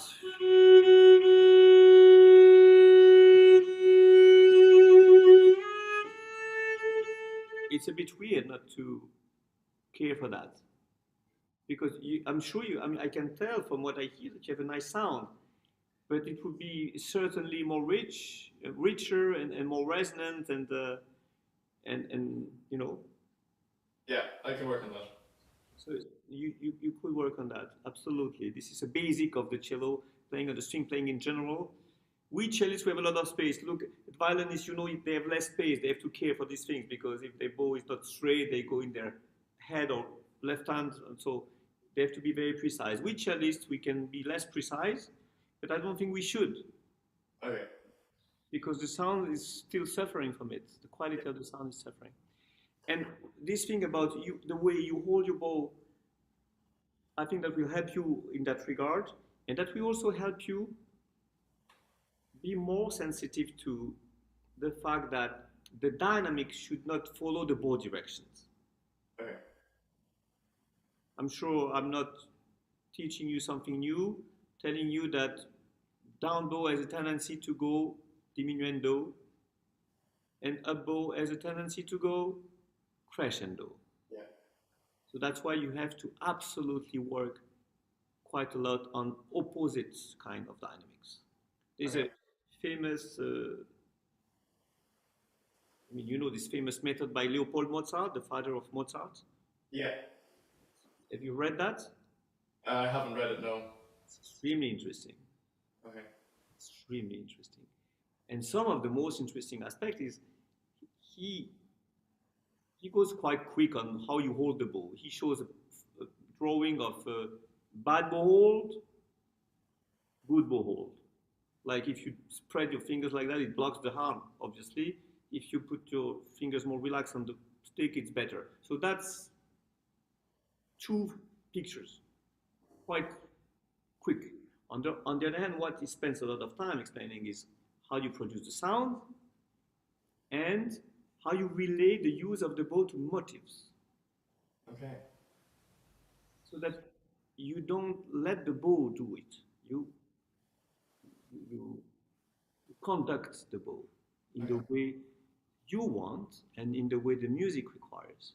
And one of the interesting exercises, among many, many, many motifs that he shows how to play and that you have to repeat so that you train yourself, these are exercises, but the interesting thing is that these are also motifs that you actually find all the time in music. Yeah. Like little pieces of the big puzzle, right?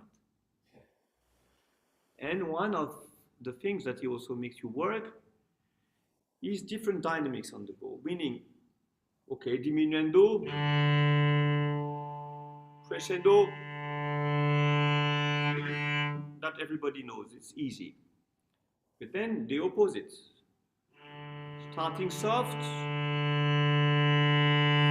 forte, that is more difficult. Okay. Or you can do diminuendo, followed by another diminuendo.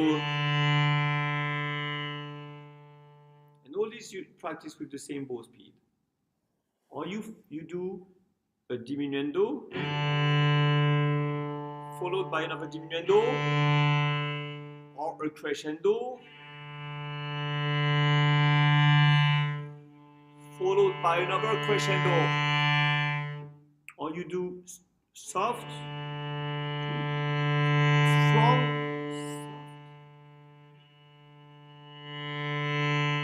and so on. Okay. And he also shows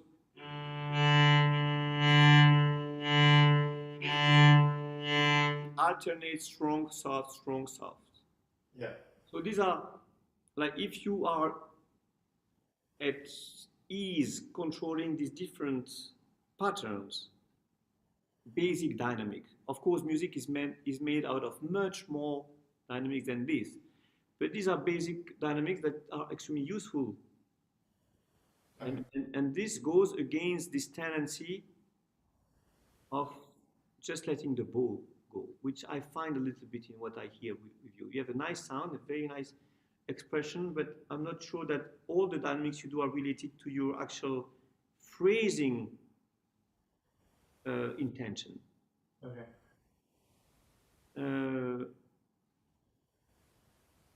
I will give you an example. When we do, for instance, try this one. Oh, the swell after, yeah, okay.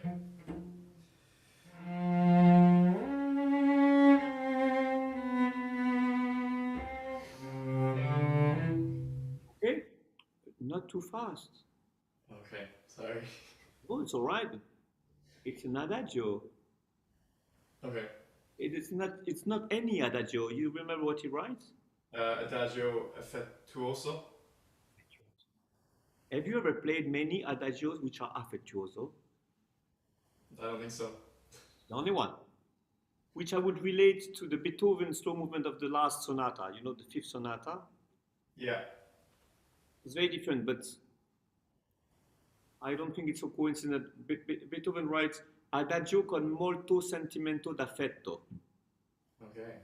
And Brahms sort of answers with adagio affettuoso. So the cello is very affectuous instrument, isn't it? Yeah, definitely.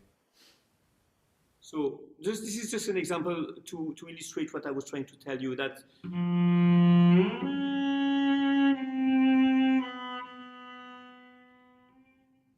the bow is singing always. So lead your bow in relation to the way it sings. Okay. The same place, or? Well, let's just try this one.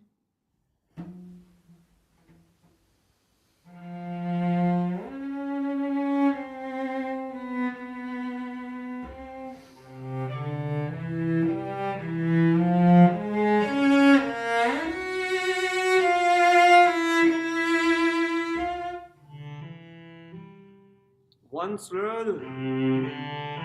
I don't think so.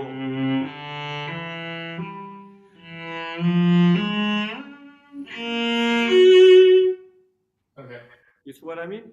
Yeah. Okay. So all of that one bow. Apart from that, what I mean is that this is a phrasing. This is one motion. It's not just one bow. Okay. One doesn't actually write bowing as such. Yeah. He writes slurs, phrasings. Yeah, okay. So when you do a crescendo there, between those two, I don't think it's right.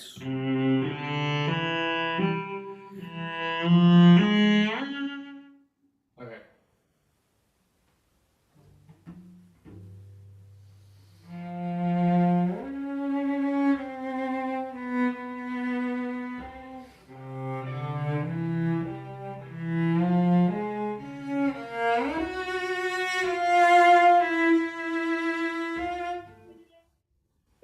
typical of the example where you let the bow do the dynamics. Is it?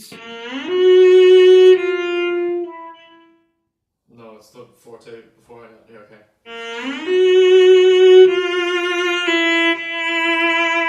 It's exactly the opposite. Okay. Okay? So Yeah. I have a good friend of mine who says the bow is stupid. I don't know if he's right, because we can argue about it. At least the bow, in order to make a bow, you have to be very smart. This is not easy to make a bow. Yeah. It's an object that requires a lot of intelligence to make. And of course, the bow sometimes makes us do great things, but also makes us do really reverse phrasing. Yeah. So we don't necessarily have time to develop all this, but I just wanted, because you're very musical, but I just want you to make sure that you relate your bow to your musical intentions, Okay. which I'm not quite sure you do. To some extent, yes. To some extent, no. Yeah. So that also goes to have nice bowings. Yeah. Some bowings are better than others, obviously, but not only. I would think that you play fast in general. Okay.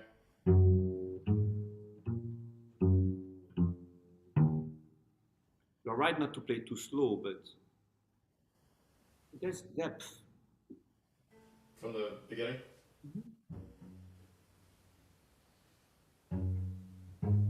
And not here.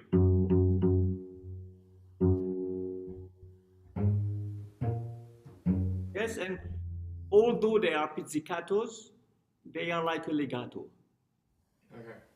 I think. You know, this motif exists in Brahms' Requiem. Oh, okay.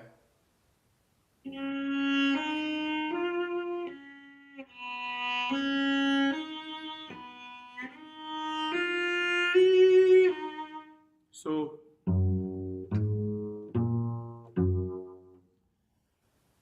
the pizzicato is separating enough, I think. I think we also have to feel the line.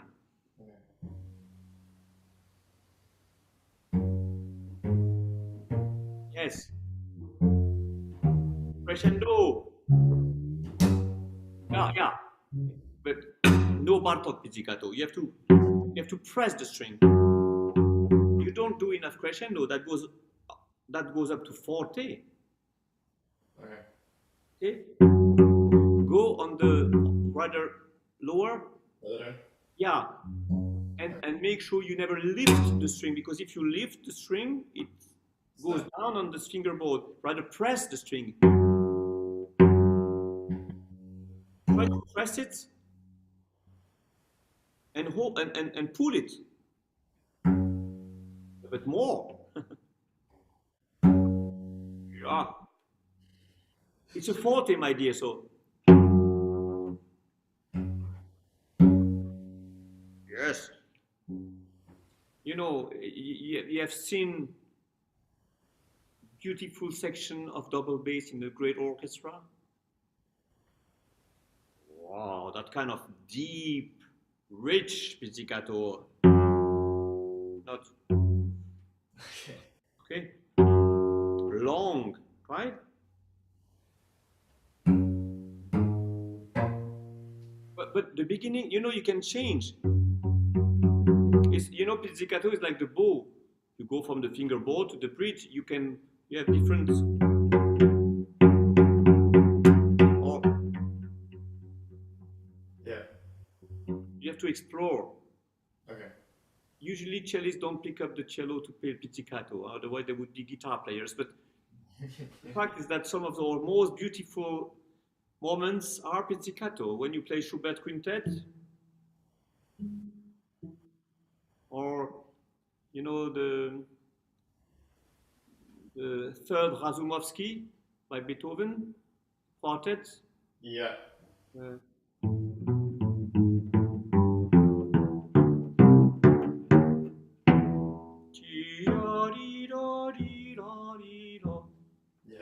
We find ourselves playing one of the most beautiful music ever written, playing pizzicato.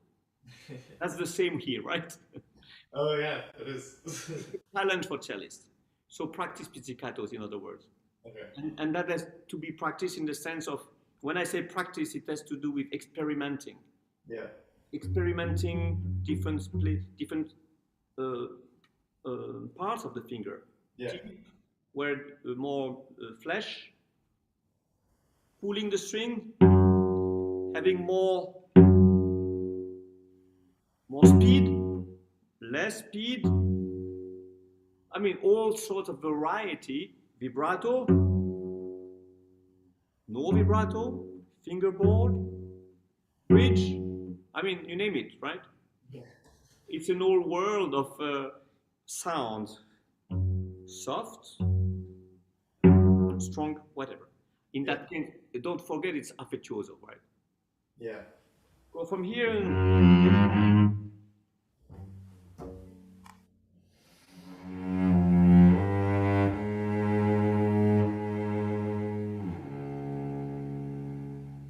have you ever tried the other direction?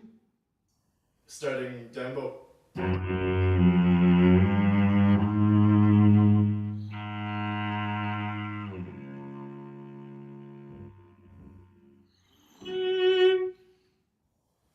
For the whole phrase, so.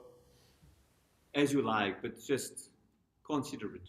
Okay. You don't seem too comfortable. Comfortable, okay. I'll try How do you that. feel on that C? Sorry? How do you feel on that bottom C? Not very comfortable. Yeah, you feel a bit like this. Yeah. So it is both the end of the first phrase, I mean, not the end, a breath in the first phrase. That's not the same thing. Yeah. It's the dominant, it's a suspension. It's not closing down. So even if you do up,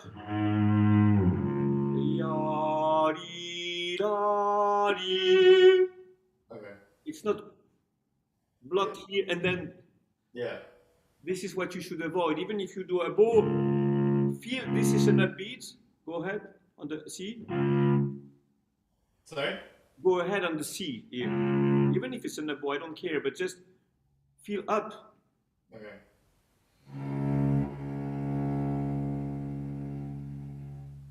And keep going, or? Yeah. Why am I talking about that? Because you have a tendency to play with the elbows very low, Okay. which is not always a problem, by the way. Yeah. But if the music is suspensive, upbeat, feel more this lightness of your arm. Okay. Plus, it will prepare for the A string, which is exactly the opposite direction. Yeah. You are all down here, just Okay. prepare the next beat. Okay.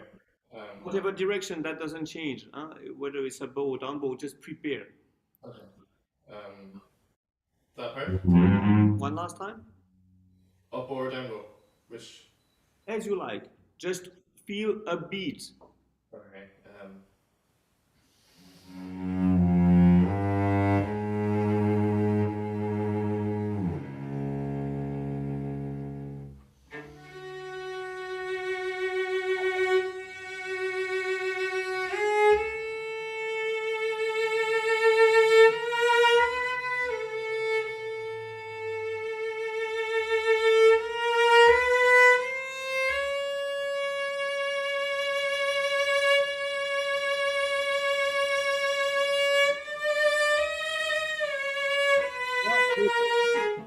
Very good.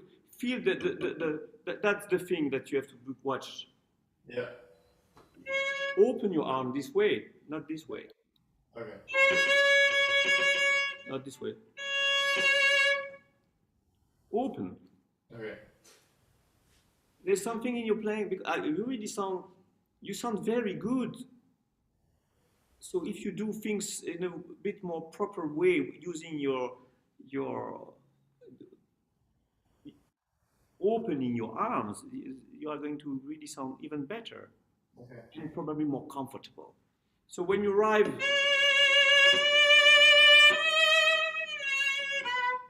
show us something on the higher notes. Okay. Especially the first time. And even more so on the second time.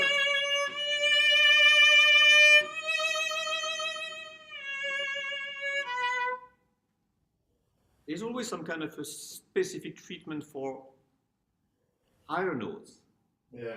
The higher note of the phrase is not indifferent. Yeah. Right? Not do, do, or you, I don't know. You can play it more. You can spend more time on it, Okay. but don't ignore it. Yeah. Dee, dee, ah, dee, da, da. From Yeah, whatever. uh,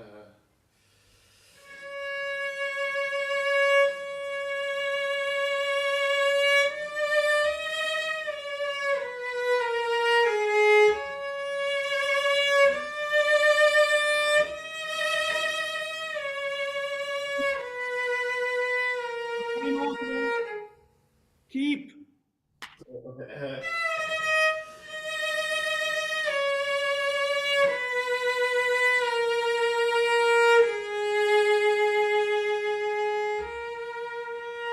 Okay, okay, that is good. Dee, da, dee, da, da. This is the release of the phrase. Yeah. So keep more.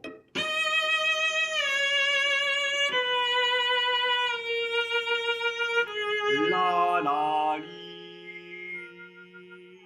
Do you sing inside the piano part all the time? Not as much as I should. Oh, the piano? Yeah, sometimes. Sometimes. Sometimes it's not enough. Okay. When you play, whatever you play, by the way, think, sing, feel more the part of others than your own. Yeah. When you play that wa ta ta ya ta ta ti pa pa pi. The reason why I play a certain way is because there are triplets on the piano. Yeah. That stretches the line, that gives, I mean, we cannot describe it. It's very emotional, those triplets. Yeah. This is the affettuoso, one of the aspects of the affettuoso.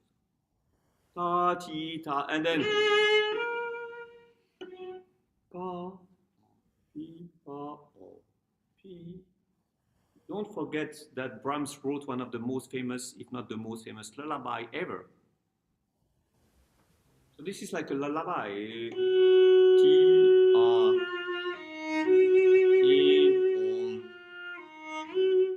What gives certain feeling is om, pi, o, pi. Is balance, like holding a baby. Yeah. No? Something like that. Maybe this is my image and it's wrong, but No, I think you're right. this is just.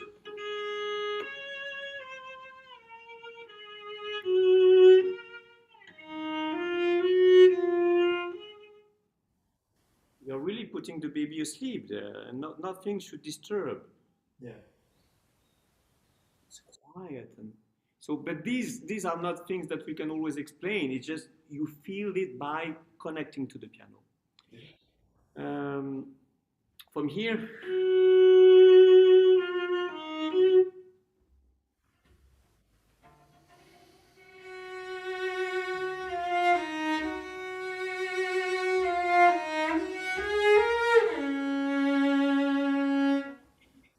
This is not a downbeat. It's not.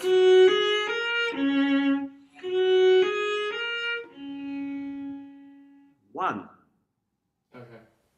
So this is once again, you feel a down bow, but this is not a downbeat. Yeah. You see what I meant about careful with what you do with your bow. The bow follows the music. There are only two ways. Either the music follows the bow or the bow follows the music.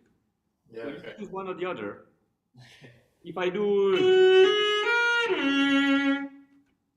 this is really not written that way. It's one, not even one, two, by the way. Okay. So there is no heaviness on that C. Yeah. There.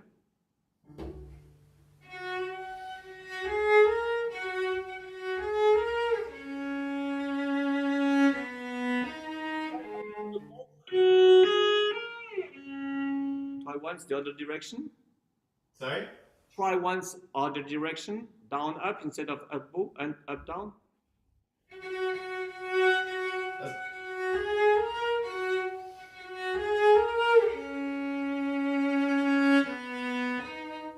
Are you frustrated to play this up bow?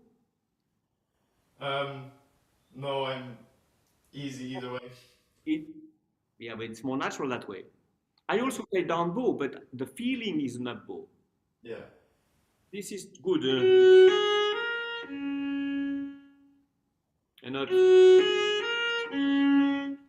I don't rest on it. Okay. You see? From the same place. Try to feel the difference of weight when you play this downbeat, bass sound of the cello. Yeah. When you play here,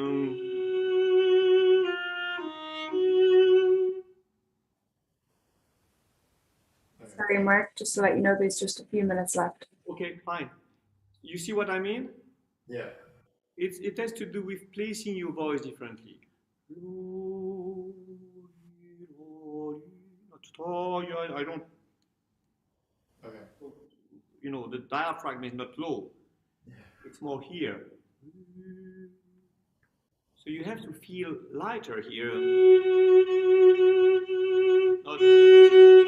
Not heavy on the string.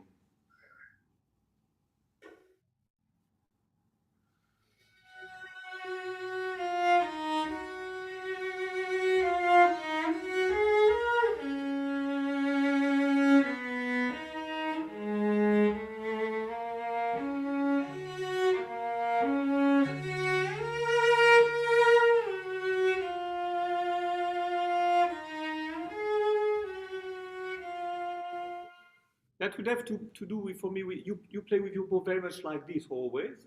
Yeah. Which is not bad. It depends what you play. Yeah. You should sometimes explore the other way. Okay. Have you heard about pronation? Sorry? Have you heard about pronation? No. Pronate is to feel that your arm turns that way. Okay. You see, you can do this. That's supination, and you can do pronation. Okay. This comes from the elbow. Yeah, Okay. you don't have to do anything special, just for turn. Okay. So if you play notes, Okay. I don't play that way. I play more that way Yeah. because that makes the arm weight lighter, and the contact is stronger. Because my bow doesn't have contact. Yeah. Try this. Oh, da, da, da, da.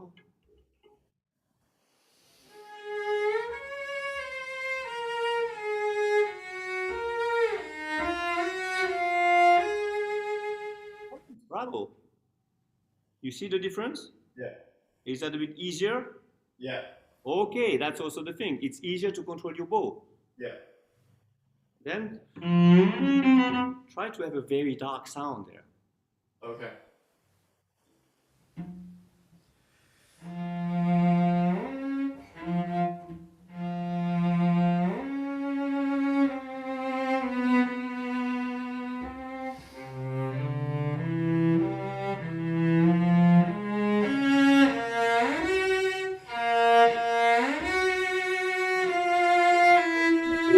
This is one motion. You should feel the weight on the bottom note.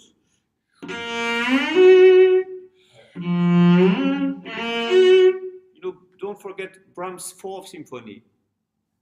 You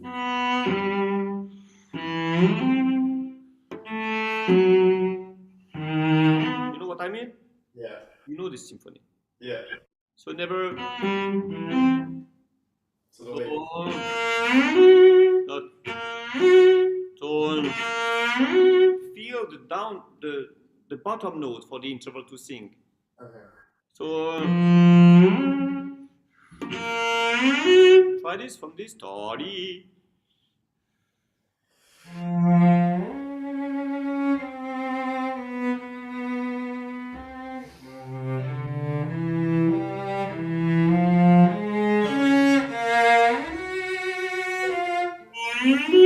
legato. Tari. The sostenuto is more sustain with your bow. You separate the note almost.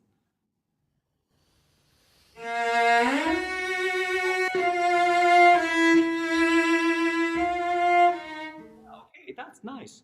Feel the legato.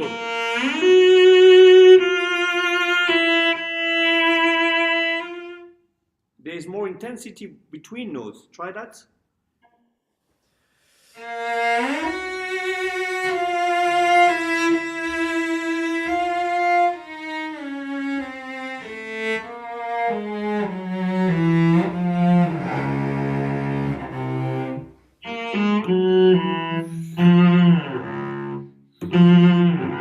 There's a bit of release between slurs.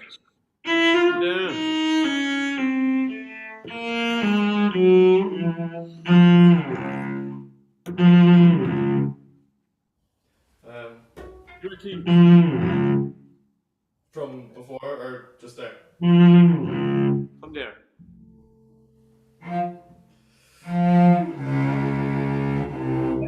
The accent is ta re na ta wa. The interval, that's what I wanted to show you, that the interval sings because you feel the notes starting the interval. Okay. What is interesting is the interval is more interesting than the notes. Ta wa, chi ya. So we try to feel that interval, Okay. not the individual notes. Okay. So for that, you need to have more intensity on the beginning notes. Okay.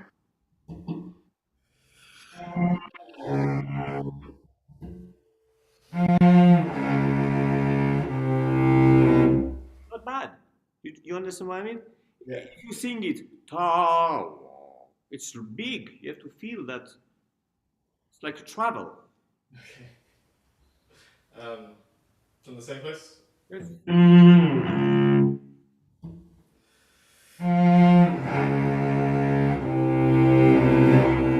What I try to show you is that there's no accent, but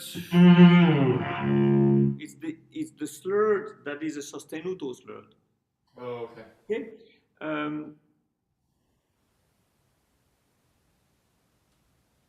Sorry, Mark, we just have a minute left. Yeah, okay. When you do this, also the same thing. Sustain that interval.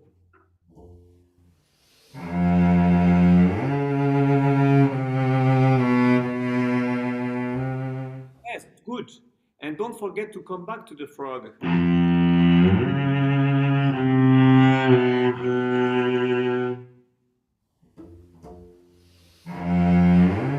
Sorry.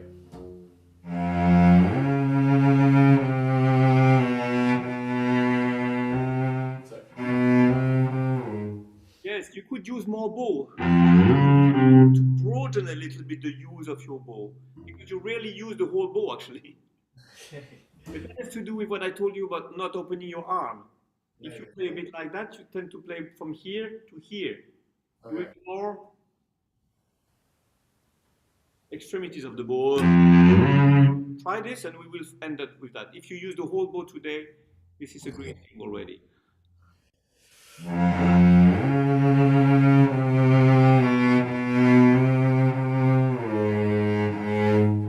This broad feeling of the bow. You don't have to press, but feel more. Try this.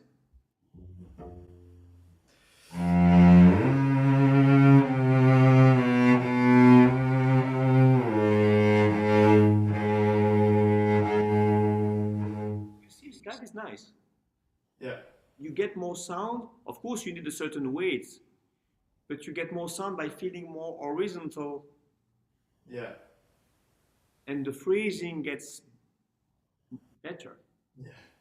More Brahmsian in the sense of more, as they say in German, breiter. You know what it means? No, I don't actually. Just broad. Oh yeah, okay. It's an interesting and important concept in the German tradition. if you play Schoenberg, who loves Brahms, for instance, he often writes bright. Okay. It would be like largamente, Yeah. this feeling that you open your arms, you don't close them. Yeah. And we as cellists, because of certain difficulties, and we intend sometimes to close it. This Yeah. is what I do a little bit. That's why I'm showing you this, to feel more Open. exactly, to feel more open as the music is. Yeah. And also because in a more practical way, it's easier to use the bow like this. Yeah. And I think you felt it already. Yeah. It's not easy with that kind of distance and everything, but Yeah. bravo, it's very a lot of quick and nice results with you. Thank you. I appreciate it. Very, very sensitive musician. It's great. Thank you. I appreciate it. Need this. Yeah. Think of focus on the use of the bow simply. Yeah. How you relate the bow. Sometimes with more freedom, sometimes with more control. It depends, of course, but just to the music you want to play. Yeah. This is the conclusion for today. We make music basically with these funny objects made of hair. Yeah. Okay. Okay. Thank you all. Have a nice day. You too. Thank you so much, Mark. And I'll see you all tomorrow morning at 10 for our next masterclass with Naomi.